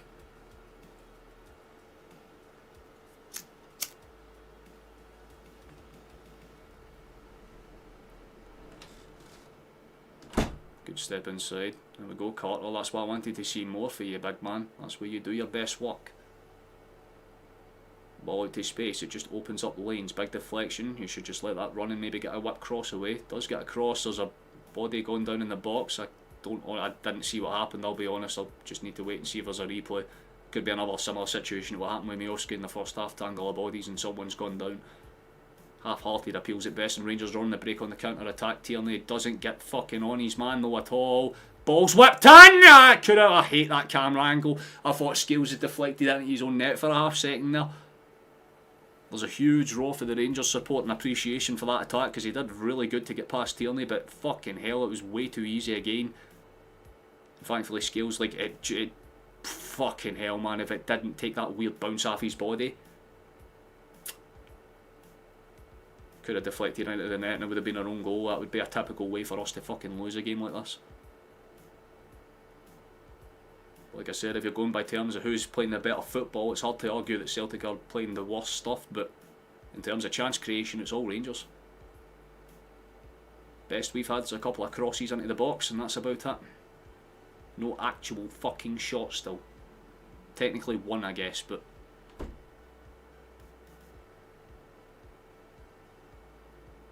not particularly threatening. That's a good header for Rio to win that. The Rangers retain it. Big deflection, still bounces around. Rio once again steps in perfectly. Maeda does well to keep the ball at his feet. Good press for Diamande, they'll give him credit there. Yeah, was not the best for Tierney, was it? Very dead game, Valverde, you're not wrong, but we're still trying at the very least. Doing my best to make it as entertaining as I can, but I'm not going to lie, man, it's fucking very stale at the best of times. Carter Vickers into space. Is there an opening potentially? There's a run down that side for the Belgian. Good stuff in jails, nice to see it. Got inside. Another deflection. Rangers will probably just prioritise getting this clear. McGregor pops it back into space, good touch, and there it is, a swing. It's a shot though, I guess, technically, but similar to Moore's at the to open the half, it's just not necessarily good at all.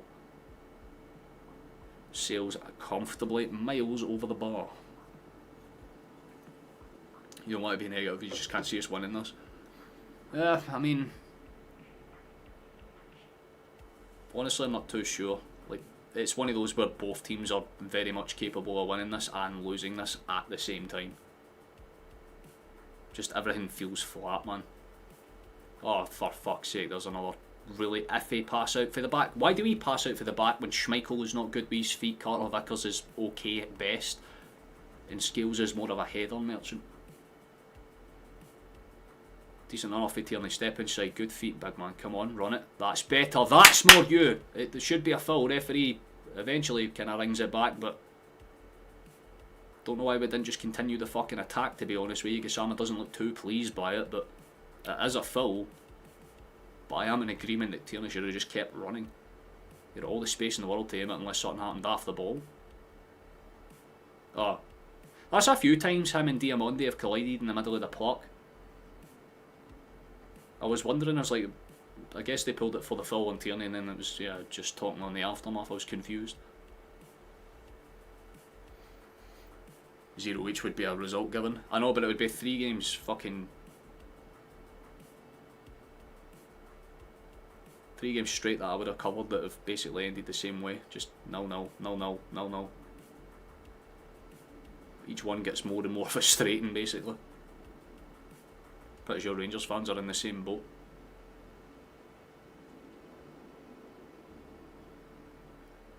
Got to do better there, Tierney, but at least he wins the throw. I appreciate it, sausage, it's very kind. Very kind of you. It is a fucking crime how weird this game has been at times. There's another missed pass for Dyson. Bro, you are fucking... This is like first season Dyson. Straight up, just first season Dyson. Just pace merchant and that's all. Suter does well to break out for the back, give the boy credit where it's due. Played out to Magoma on that far side. There's a run potentially, but he cuts it back to be safe. Oof, that could have been awkward. Kind of like a skip past there. Skills prioritised, just getting something on of it.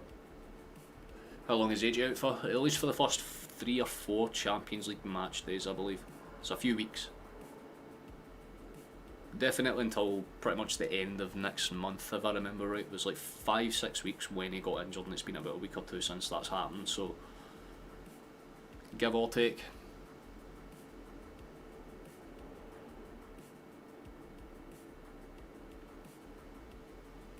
Just going to be riots if it's a draw, and I don't mean with both sets of fans, I mean against management and the boards of each team, pretty much. It's just stale across on all fronts, get it away, that's decent. I mean, I give Finjel's credit, he's trying to get involved a bit more in the second half. I'll give him credit where it's due. That's a decent press for Balikwisha as well, trying to force it. Don't know why fucking Diamonde is so persistent, trying to like body his man there, but fair enough. I suppose it's better to be safe than sorry. Dav's got it on the far side, switches it forward. Good head off the Carter Vickers, will be a chase down. Just looks very leggy at best, man. Referee opts not to give a foul that time, I should say. Switch at McGregor, decent. Ralston. Plays it inside for Negrin, just don't get caught out here, lads. Don't go around the back again. We're going around the back again. What's the fucking point of pressing out for the back when if you beat the fucking press, I'll pass it right back into there. Lads, it's fine if you're doing this when you're 4-5-0 up, man, but it's fucking all square and we barely had a shot. Get out of your arse, man. Respectfully. That's a decent attempt at a ball forward, but again, no real pressure on it. Oof, I'll tell you what, there was a bit of a miscommunication between Butland and Jagger at the back there.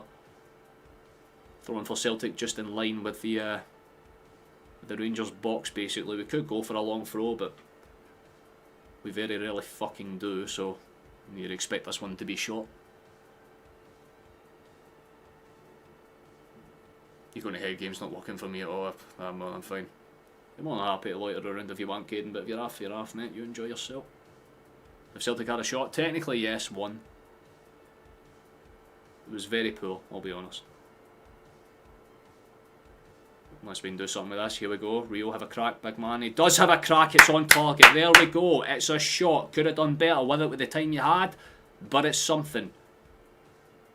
Fucking hell, man.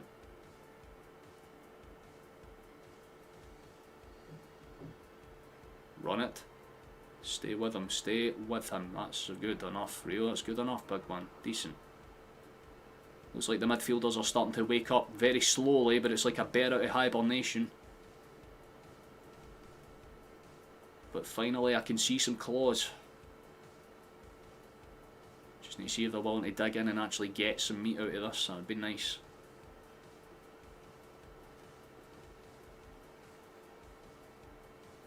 What's everybody's favourite, Gran? Good question, to be honest. Motherwell hold the record for the most consecutive draws. Where does that stand? Is it like 6 or 7, I'd imagine, right? Good pass back. That was actually the one time where going backwards was the only real call though. Motherwell got 7. I knew it was one of the two. Because I've heard people talking about, oh, Rangers are halfway to the record if like that kind of happens. If they draw the day. Which, to be fair, looks like the case. Here we go. Tierney. Good ball into space. There's your touch. Not really good. It's a poor giveaway. Skills is going to have to try and body his man up. Referee ain't too interested, but apparently it's a throw-in for Rangers instead.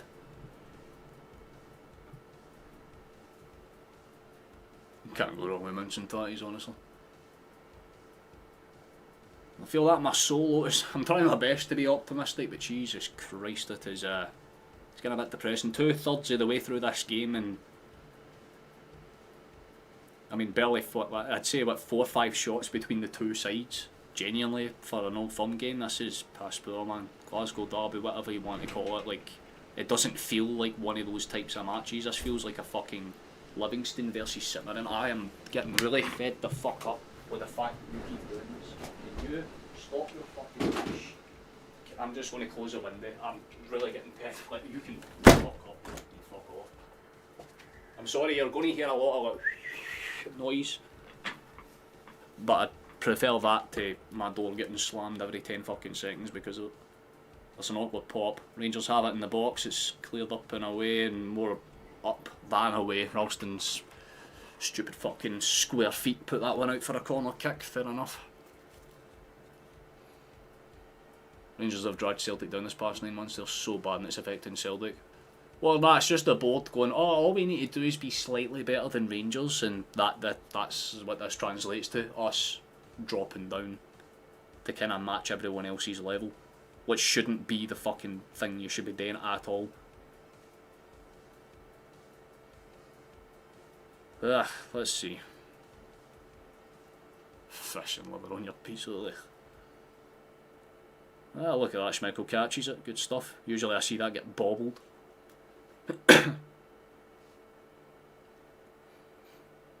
Domino's is push though. Oof. I agree with that, very overpriced.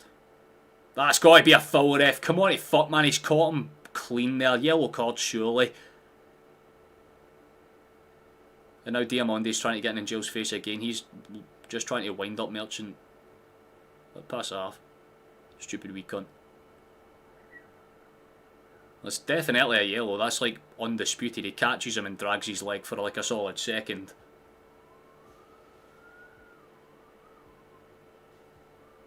Maybe we have a chance to do something for a set piece here. I'd be very surprised if we did, let's be honest. Never seen a worse team in year 45, I know. Easily one of the stalest derbies I've seen in a long fucking time, and I've seen some stale ones.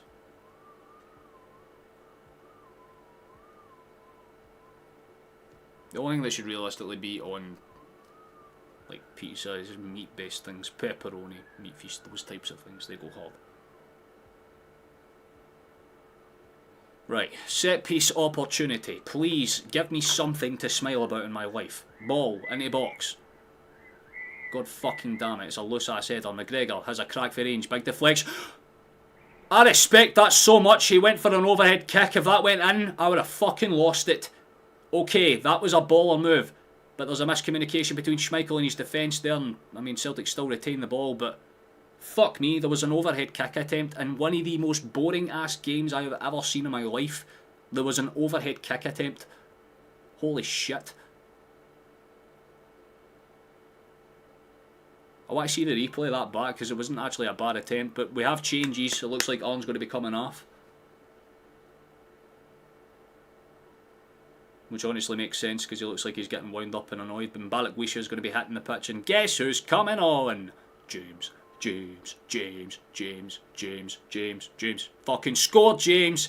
Show them how it's done, James. You've had to fucking suffer on the bench for the last 64 minutes watching this shit, James. I'd like to see you score. Please let it happen.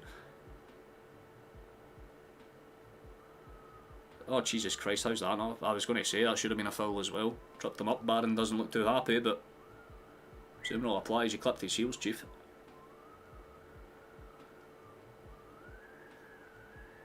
Oof.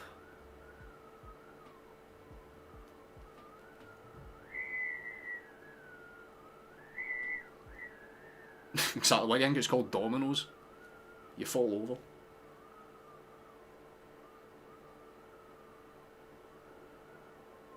Oh, that could be decent. Ah, that's a lucky bounce. Rangers just about retain it.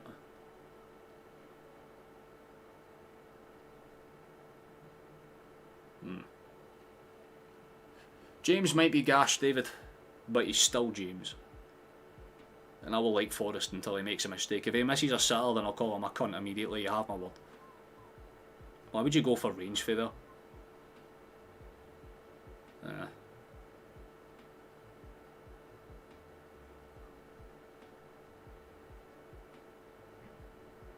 Nice, good header back in his space. It could be awkward. Yamada will keep the pressure on. Decent enough.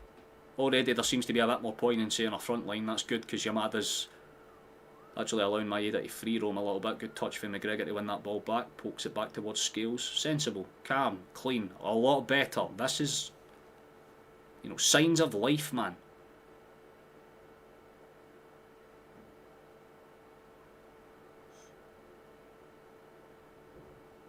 Nice. That's better. Rio. Rolls it back across. I mean, Ibrox is quieting down significantly. The last 5-10 minutes has basically just been one-way traffic for Celtic. It's a foul off the ball potentially, and it looks like another card's going to come out this time. I think he's good. Yeah, he has been in the book. Diamonde is carded.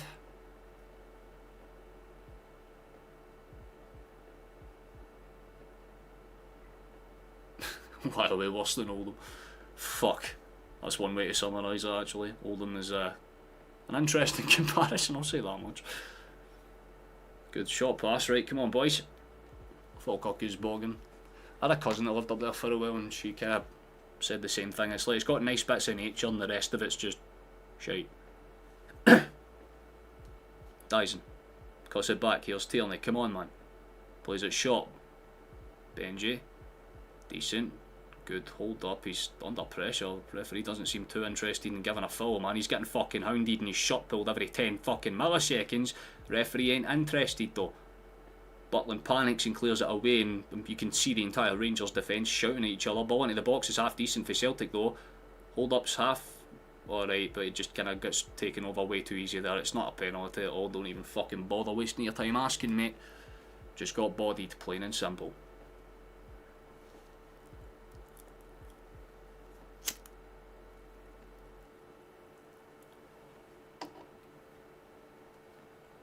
The only good bit of the road out.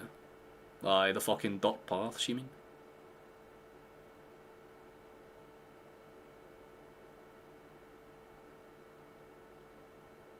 Oh, good step inside. Yeah, the changes happened a few minutes ago, number 7, mate. Yamada's already kind of tried to implement himself into the game a bit more. At least there's a finite press this time, it's more identifiable. Celtic have switched things up a little to at least try and have a bit more of a dynamic approach to it. That's good for McGregor. He seems to have woken up a lot over the last 10 minutes as well. Like I said, you just need that one spark, and that overhead kick seems to have sparked everybody. It would have been some return for KT in own form if he scored an overhead kick, I'll say that for free, but that is as genuinely as good as it's got for us. Which is a shame because it wasn't really that good of an overhead kick, it was just straight to the keeper. But slightly better from us this half, and I say that very, very sparingly. At least we've had chances.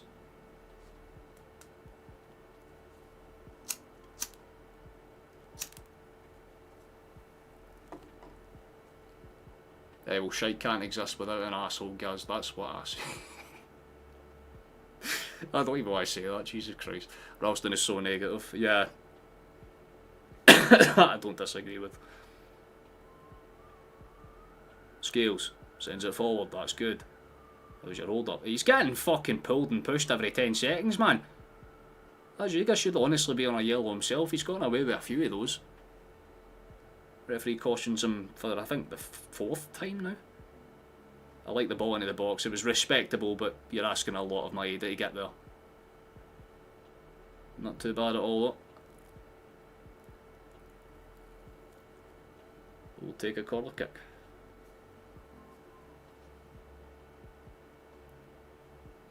If you're not talking up this game seriously, I would have gone back to bed. Well, part of me kind of wishes that, like, if I didn't stream it, if I had watched the first 20 minutes of this, I genuinely would be in the same boat. I'd be like, fuck this, man.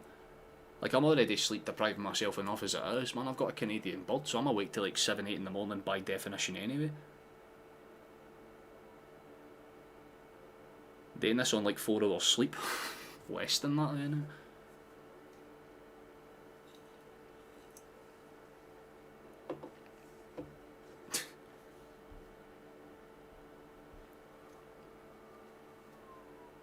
Doesn't look like either teams will score. Honestly, it does kind of feel like that, but I'm not going to lie.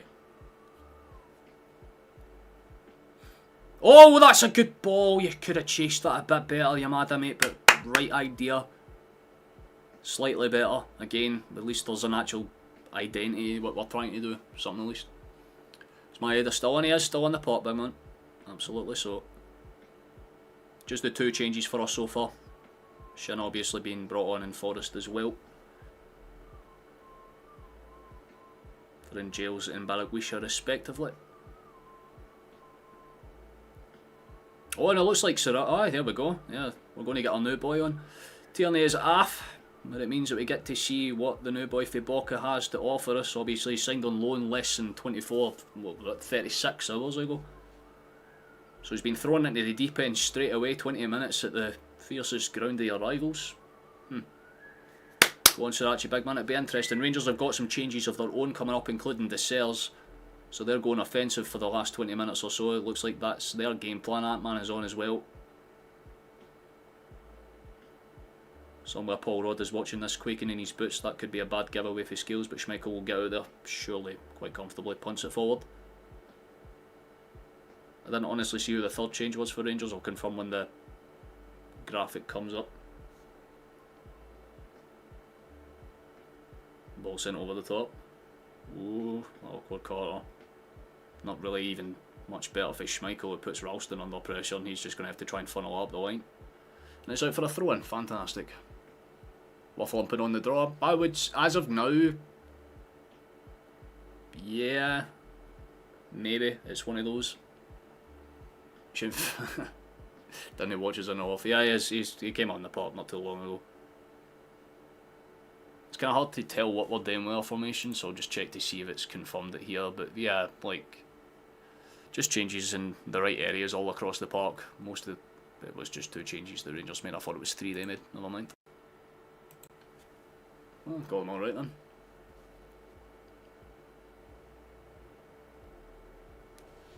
Well, Old Firm, Glasgow derby, whatever you want to call it. I'd call this shite. Rename it the fucking doo-doo ass derby, because that's what it's playing out as so far, man. It's what happens when you have 2 stale ass coaches coaching teams that are fiery by nature, man. You just get like these bitterly defensive performances.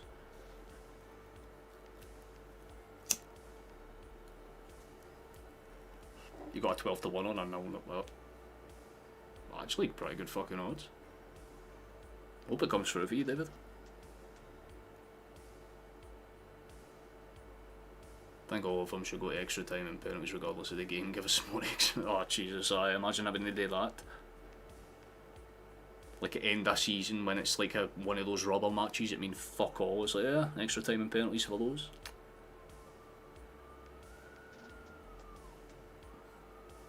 Looks like they're getting Barami up and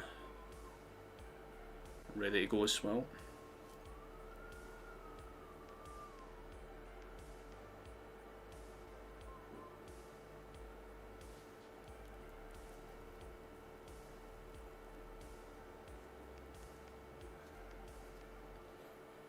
Well, there is a small break in play while we sort out changes for Rangers. They do have Barami warming up on the edge if they want to use him. This has to be the worst Oldham game I've ever seen. Kind of feels like it, guys. I'd say it's up there because both sets of fans are going to be just as pissed off as each other. It'll be the first time I think both sets of fans agree with the fact that like, this game is just super fucking bad, and whoever wins it, if there is a winner at all, they won't feel particularly too enthused about it, you know what I mean? Like the other rivals will just be like, bro, yous beat us when we were playing quite literally the worst football ever. We don't feel that bad about it. I'd still like to win, of course I fucking would. I would love to get a winner at Ibrox, but it just doesn't seem like it's going to play out that way, man. You got about 15 minutes, a quarter of the game left. You can kind of see it very, very small in the top corner. If you're watching it on your phone, it might be hard to see the time. I do apologise, but we just ticked past 76 minutes.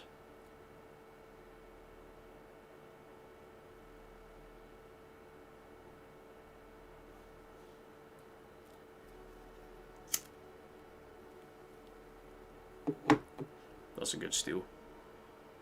Equally good steal for Rio. He's definitely woke up this half. A much better second half of Hatati. You've got to be said. Yamada's just been dragged down there. That's got to be a foul.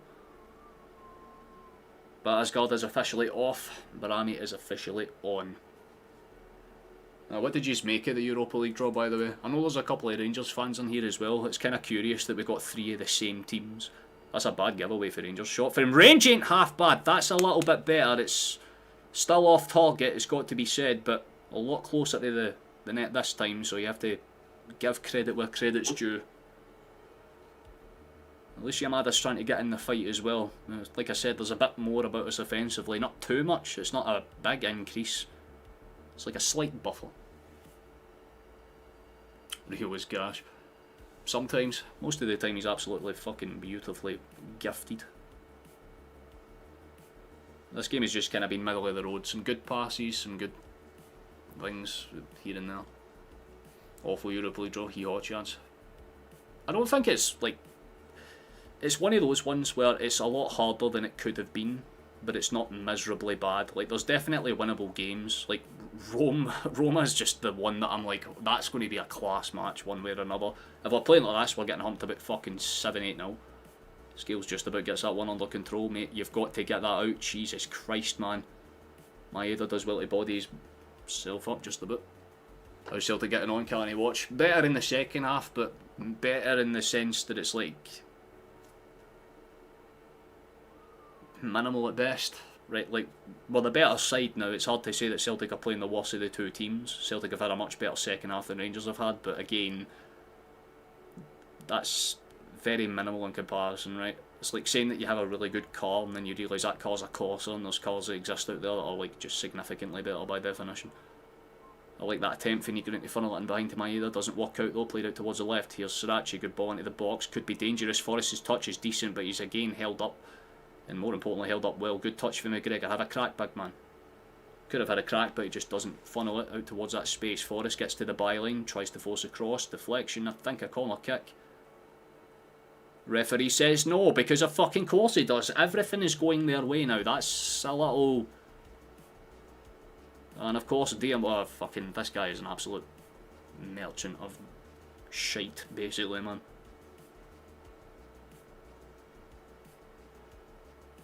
They're just talking about it stats-wise there. This is the only game in, like, Glasgow Derby Old Firm history where both teams at this point in the match have XG's under 0.2.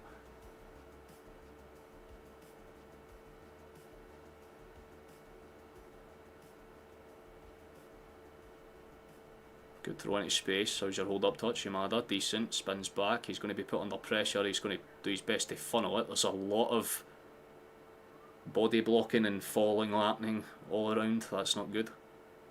Rangers get the foul in the end. That Diamande is doing his best to force the issue.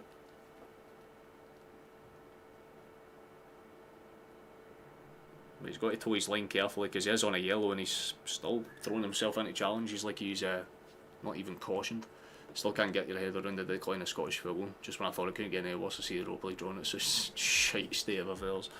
There's a couple of winnable games in there. Like I see us beating Sturm Graz and... Hold on, there's a chance for us to break, so I need to hold my tongue here. You should have passed that, Negrin. You had all the space in the world, but he should still get a pass away. Played out towards space. That's got to be a foul, and it is. There we go. Kasama's not too happy, but again, kind of clipped the edge of Sriracha as he tried to get inside him, so...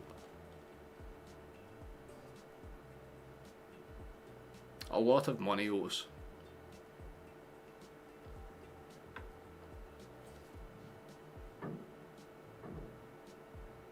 I'll never actively bet against my team, Valverde, just out of principle. But Barron's down, getting an injury scene too. I mean, don't really know what to summarise this performance. I mean, across the board, Celtic have had a much better second half, but it doesn't translate if you can't score goals. And again, while it's nice that we have another game where we could have a clean sheet, it's decent for a defensive perspective. That's about it. Looks like they've got Rothwell and one or two other changes potentially lined up, including that Finlay Curtis. It genuinely does look like a solid wee player for Rangers, I'm not going to lie. He's probably one of the more promising players this season. But Celtic do have a set piece chance. If you get a goal now, then it becomes a lot more likely that next goal wins it if there is a goal at all. So these are the worst teams at the same time since Delia versus Warburton. I'd say it has to be close.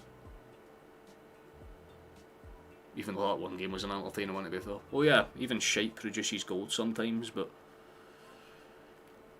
Yeah, I'd say in terms of teams that just don't look like they have too much going for them, yeah, this is definitely one of those games where neither side deserves to really win it. No McCowan yet, but Rothwell and Curtis are officially on. They are pretty much just hoping for something to swing their way here. Negrin's going to set up from the set piece, whipped in, not too bad, bounces around, no one really gets away with it. Carter Vickers has stayed down, which isn't a good sign. It's never a good sign when a defender stays down because we're already stretched for them as it is. He's still down. He's up on his feet now, thank fuck.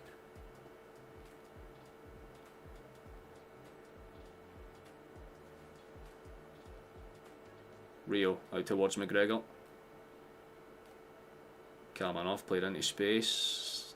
Not the greatest control for Forrest, but he does well to retain it and get past his man. But the pass is over. What's the fucking point, man? You need to, like, genuinely stop doing nice, intricate, good things and then fucking up the basic stuff. It is so disheartening when you see shit like that, man. You get past your man, you have all the fucking space in the world and you punt it down to the byline. Just fucking roll it. Piss poor James, man. Come on, fuck. Rolled out towards the right hand side. Magoma lays it over the top. Here's Curtis trying to get on the end of it. Moore's there in support as well. I don't know if that's Moore, I'll be honest. Either way, they've got it into the box. Whipped across, takes a deflection out behind for a corner kick. Is Ida playing? No, I'm pretty sure he's down in Wales doing his medical for Swansea right now. How was the new winger? Honestly, pretty good, but he had very limited chances. He was one of the few players that actually ran at his player though. Tried to mark his man, tried to do what he could, tried to get past, tried to force crosses. Didn't get too many fucking opportunities, and most of these crosses didn't find the target, so hard to base it off of what we've seen him, but for a guy that signed less than 48 odd hours ago, not too bad. Got a game time. That's still awkward. Rangers might just go for a quick cross here if they can. It takes a slight deflection, so Maeda's just going to chest that one and punt it clear. And there's a chase down on, and tell you what, Yamada's got the burners. So does Forrest. Popped up, still awkward.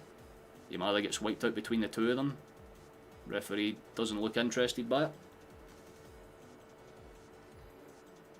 What's the Celtic 11 now? Well, defence is basically still the same minus Tierney. He's been replaced by Srirachi.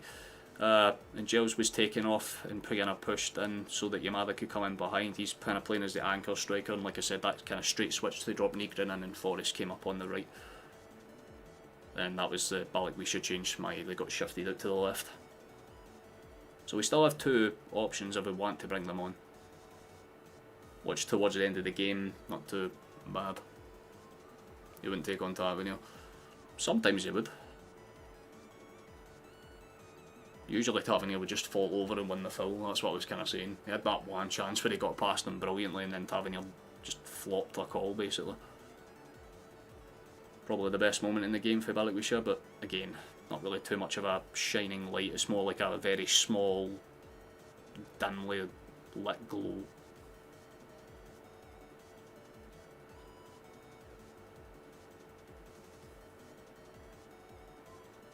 So it's going to be either a foul or a throw-in. Curtis has been taken down that. Quite a statement. It could be entertainment times. I'll admit Forrest in his peak with his wee spell and Armstrong were all very good to watch. Man, that Delia team had some fucking weird ass players, man. Remember Nadir Sifsi and all that shit? Well, this is a good opportunity for Rangers to do something. It's about, well, not necessarily in line with the box, about maybe 10 yards away from it, but it's in that kind of crossing territory where dangers can be exposed, especially with the way that Celtic defend set pieces whipped in. Clear the way comfortably. It should just be a corner kick. We'll have to defend that one. Rio did well enough. Ooh, how long now? About 4 minutes, and then whatever's left of additional time.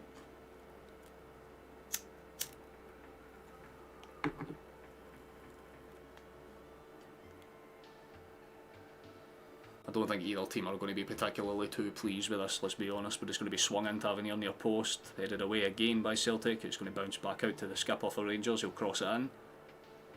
Headed away again by Scales, just the same thing again basically. And Yamada does well to stick his leg out and clear it away. Forrest will chase it down and try and force it. Rothwell will body him as Magoma just kind of clears it up, gets it back to Butland, and they'll try and set their shape up and go again. Step inside, sends it long. Who's going to win this battle? I don't think anyone in particular is. Curtis just lets it bounce, tries to stand his man up. Good effort for Srirachi to get onto it.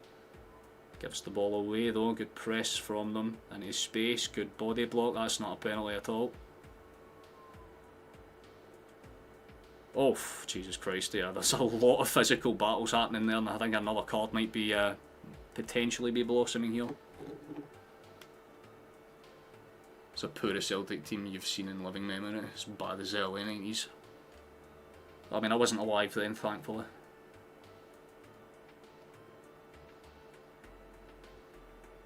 Yeah, him and Gio just kind of combine with each other. Srirachi, not too bad. He did well to win that tackle there.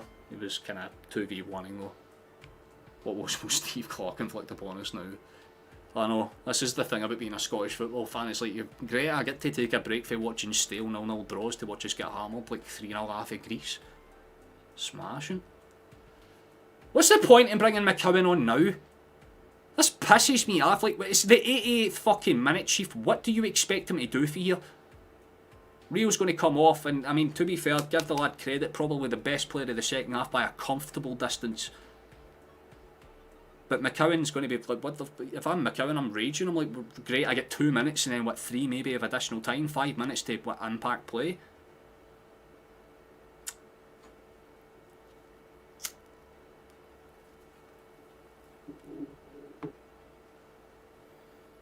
Well, Skippers are having a word with the referee. Giga has gone into the book. That has been confirmed.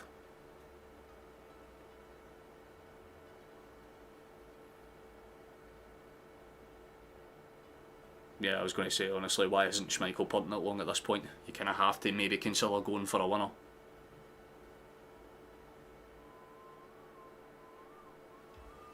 This game is known for late goals, so just have to wait and see if it's doable. Maeda kind of slices it in. Yamada does well to chest the rebound. Maeda doesn't necessarily deal with the touch, but Celtic retain it, and then lose it, and then retain it, then lose it. Then retain it. Good shit. Skills.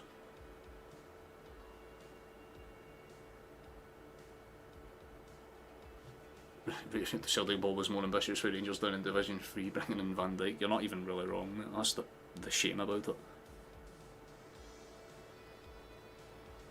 Celtic are trying their best to engage a press. 89 minutes been and gone on my screen. Played out towards the left hand side. There's a run potentially on here. Anton rolls it back for Rothwell, goes for the long switch in for Dessers. And he tries to be clever with the pass, but no communication on that right hand side between him and Curtis, and it just rolls it.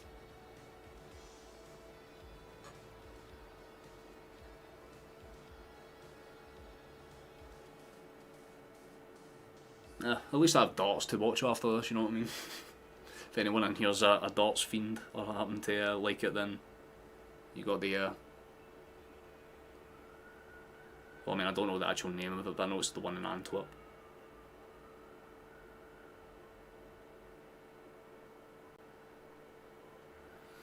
It's not full time. We've got a few additional minutes to be added. Kind of once it pops up, I'll tell you exactly how many there is. That's a good touch, flicked up and away. Big deflection. Celtic try and poke it in behind, and we do get it into that position. Does well to hold it up, but still dangerous, and Forrest just goes backwards because of fucking course he does. He's a scared piece of shit, like every one of them did. 3 additional minutes, yeah, I was right. So that's all we've got to basically get something from this game. Otherwise it's going to be probably the stalest draw in Derby history. I mean, it's not too bad for many reasons, but still, both sets of teams will be disappointed with this. Rangers could have done a bit more in the first half, in the same way that Celtic could have done a bit more in the second. But I think it's fair. Honestly, I don't think either team deserves to win this game at all. Just such a stale-ass performance for back to front from both sets of fans. Both sets of fans will be fucking raging with us because both sets of players have just been shite. Mixed at best. The only thing I can really say, give Yamada some credit, he's came on and gave us that wee injection of pace up front, which has helped a lot. But very minimal at best. Good step into space. Rothwell switches it far side. Magoma tries to cut it inside. Very calm touch, in fairness. Good shit for Ralston. Holds it up comfortably enough back towards Carter Vickers. 1.5 minutes left. Why would you... McGregor, what the fuck, big man? At least you won it back, but stop being so fucking lethargic on that. Rangers now have the ball because he can just fucking control his touch. Carter Vickers gets the first header away. Yamada does well to drag his man out, but it still falls to Chiga comfortably enough. Honestly, I think you're going to hear boos on both sides, home and away. Wouldn't even surprise me. Headed up by Carter Vickers. You can even see some Rangers fans starting to leave the now as well. A lot of people fed up with this. And still at work as of now, technically, yes.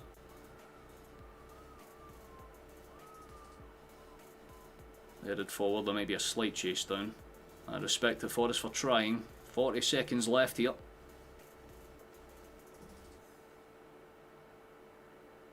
Kind of half-hearted ball into the box, dangerous enough, but McGregor does stab it clear this time without too much fuss. Desers tries to force it, headed back. That could have been slightly awkward if there was a chase down, but Schmeichel should retain it. It's times like this where you miss Kyogo, or just any half-decent striker at all, full stop, bottom line. Get me Timo Pukki back.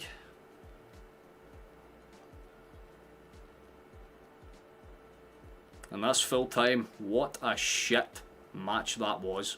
Fucking stale, boring, nothing to be positive about really. It was just a classic shitty. Man, I'm glad I got up for this. I'm really happy that I decided to like waste my time with this game. What a fucking joke. I suppose fair enough, I guess, right? Like literally less than 10 shots between two teams on a fucking derby day. And you can hear there is, you got the Celtic fans literally booing on one side, you got the Rangers fans booing on another. There's barely any applause. It's just more or less both sets of fans are looking at each other and going, well, that was shit. What the fuck? What a waste of money and time that was for anyone that paid money to go and see that game. Both teams had half penalty calls and that was about it. Both teams had one maybe actual chance and that was about it. Otherwise, stale, boring, basic ass football. Celtic had a better second half, we had more of the ball, we had more chances, but same shit as always, we just don't take them. Fucking severely bad on all fronts. Rangers will feel a bit more disappointed because they did technically have the ball in the back of the net, but by all considerations, the Martin out chance are definitely going to be full in effect now. I mean, if you want a little look at the table, it's still okay. Celtic still lead the way. We've still to concede a goal in the league, which, I mean, silver linings and all that, but yeah, not really good. Rangers do move into the top 6 though, although granted that's with Dundee still to play as well as St Mirren, and in fact Dundee United still have 2 games to play. Jesus Christ, why aren't they playing right now? I have no idea, probably later on actually. Nonetheless though, that's how it looks. We got 10 points, Rangers are all in 4, so not horribly bad, but not great either. It's just one of those. Sack the board is definitely going to be the theme that's trending on Twitter for a lot of reasons. Fucking bad on both fronts, you know what I mean? If you're a Rangers fan, you're disappointed because this was a chance to like mentally reset, get the win against your old firm rivals, put yourself back into a decent fucking, you know, position essentially. Didn't do that. They didn't even get a shot on target. Celtic, on the other hand, took fucking 60 minutes to figure out how to take a shot to begin with, and although we had a good last half an hour, didn't do anything with it. The exact same as Kairat, like cool, better team with the ball and shots and possession and all that good jazz, but the only fucking stat that matters is the one that's at the top of the screen. And 0-0 is not going to suit either team. It's more suited to Hearts and the rest of the league because they're like, cool, right, there's a slip up, we know Celtic are human, we know they can make mistakes, they're not robotic, they're not just going to churn out wins even if they're shite. The same way that Rangers are probably feeling like they're hard done by as well because they're like, shit, that was Celtic at their worst, and we couldn't get a point, like we got fuck all out of this. We didn't get a shot on target, we didn't really try and go for them. We barely worked Schmeichel. I mean, the one fucking time that Schmeichel did have to come out, he made a mistake, so after that, you'd think the Rangers, like, you know, coaches would be like, fuck it, go for it, go at them now. You know if their goalkeeper's shaky like that, you can probably force them to make a mistake, but instead, they just sit in on themselves. And again, I'm a Celtic fan, and I'm pissed off looking at that, because you're like, if you're at home and you need a win desperately, why are you defending when you're past the 80th minute? You should be going for it. They did not do that. Celtic grew into the game, but it's the same issues, like I said, with Kairat, or more importantly, like the first game of the season. It's just stale. There's like too little, too late. You're waiting until 80 minutes before they're actually playing somewhat decent football, and you're wondering what the fuck happened to the first 80 minutes. Like, why are you taking so long to get the basic shit right? It's so stale from both perspectives, and nobody is going to be particularly happy with this. Like, sure, you're like, cool, we picked up a point. That's it. That's the only positive we can take for that. Like, we went to Ibrox and didn't lose. You take it, I guess. But again, 0-0, barely any shots on target. Neither goalkeeper had to actually make a somewhat decent save. That highlight the highlights package, you'll be lucky if that's fucking 2.5 minutes long, and a minute of it will just be the VAR decisions for the penalties on both sides. That's it. That was all that basically happened in 90 fucking minutes of a sport. It's just, I don't even know what to say, man. I'm just honestly baffled. Not good at all.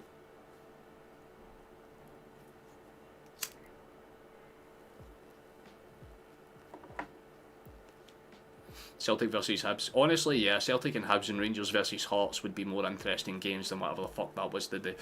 But I mean, what happens with the rest of the Premiership? Let me just quickly check that. Because they all kick off pretty much like, yeah, right now basically. I mean, Dundee derby kicks off basically right as we're talking, and the rest kick off about an hour later. Hibs play St Mirren. That's what I was kind of checking out on. But there's your table on the far side there. I might as well kind of bring up the specifics of it so you can actually see, but yeah, not really ideal at all. Let's just have a little gander at this. I mean, yeah, I'd say at the start of the month you take that, but very stale. Like, considering the fact we haven't conceded any goals, it's weird how you feel so beaten down.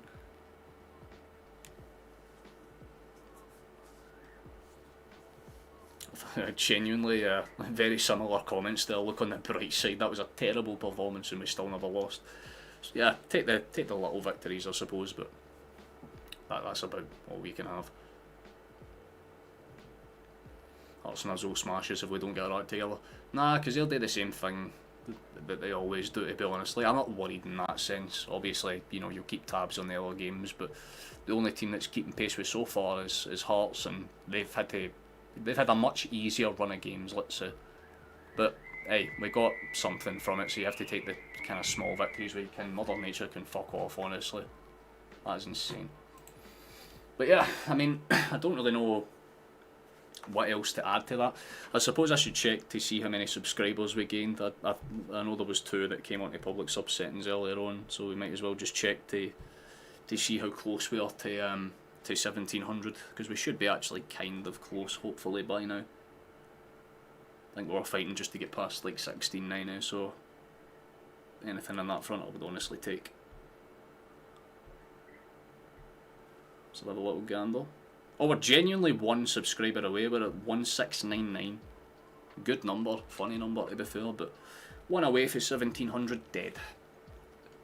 The press with Shinna Maeda had them terrified. That's what I was saying. Like, it gave Maeda a bit more free roaming space to actually work with the ball, and it just opened things up a lot nicer. It's the same when Negrin dropped back. It allowed him to actually pick that long pass a little bit earlier, and it opened up, you know, lanes for Rio to actually step up in front, and most of the chances actually came after Rio was back because of the fact that Negrin was just holding his space, allowing him to move in, and because Angels wasn't there and obviously trying to do the same thing on the other side of the midfield, yeah, we were actually trying to move it across the floor rather than through the air, which suits us better. I don't understand why we're a long ball type of team when we actually play better fucking stuff when we're counter-attacking quickly. That's the only thing we need to really work on, is just that ball into the box, that final pass. Fix that, should be fine. So you have no bother at all, Harry. It's been a pleasure to have you. Anyone that's in here at all, you're more than appreciated. Thank you for joining us. We'll be wrapping up here in about 3 or 4 minutes anyway, because I'm realistically going to make some food and then head back to bed and catch up on the remaining like hours that I need to get to, like 7 hours. It's just, I need like a 2.5 hour nap or some shit, man. God damn. Jesus Christ. Keep it PG, lads, keep it PG. You've been beaten down the last 4 seasons, so no change in how you feel. Yeah, for you, I'd imagine it's like how a old boxer feels. Like, you've had your heyday and you're like, you know, you've had your prime years, and now you're just getting beaten up by kids, essentially. You're just like, what the fuck? Like, should I just retire at this point? Like, should I just stop? Same kind of things. Away, get ready. No problem at all, Megan. You have a lovely day yourself. Cheers for joining us. Sorry that it wasn't exactly the best performance, but appreciate you having here nonetheless. Likewise for everyone else that has been in here. Likewise for you, Braindead. You catch yourself as well. Well, I don't know. I suppose I should just throw the questions out. If you want any questions, you can throw them into chat before we wrap things up. I'll just pull up when the next game is. I mean, it's not for a while, obviously, because of the national fixtures. In fact, that should probably be the one that I pull up quick. quickly. Let me just do that. Scotland, of course, national team. Yeah.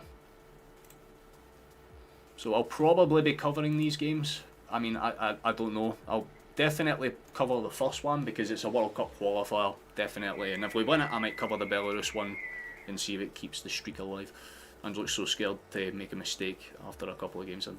He will start to find form. But yeah, Balavisha's just going to take some time to get into it.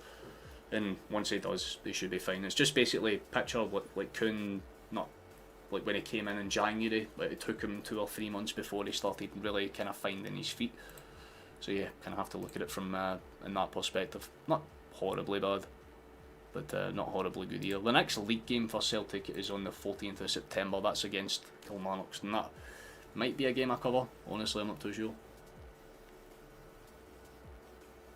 Likewise with you, Chateau. Pleasure to have you in here as always, mate.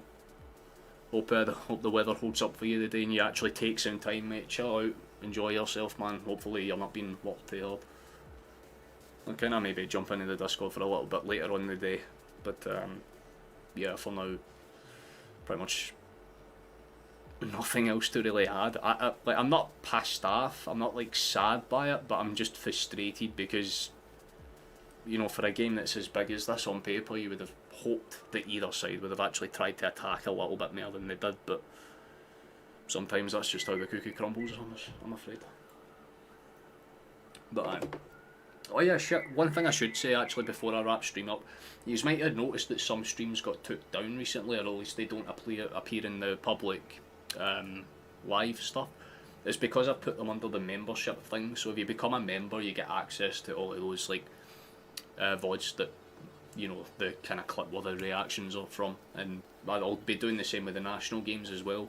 Once I stream them live, I'll put them in that membership bracket, so anyone that wants to watch it later on, you're more than welcome to do so, but most games will still be fully accessible afterwards. This one, if you want to watch it back for whatever reason, I don't know why the fuck you would, I'm certainly not planning on it, then yeah, you can do so as well. And you can just click on the channel icon, there's a whole bunch of shorts and videos if you want to go and look at those too, just as something to kind of tide you over in the meantime.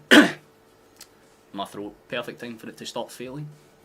Cheers for the excellent commentary, I appreciate that very much, Phil Verdimit. See you next time. Well, likewise with you, my guy, likewise with you. Like, I should actually bring up the outro music and we'll kind of get that ready to go when it's necessary. Let's just do that now.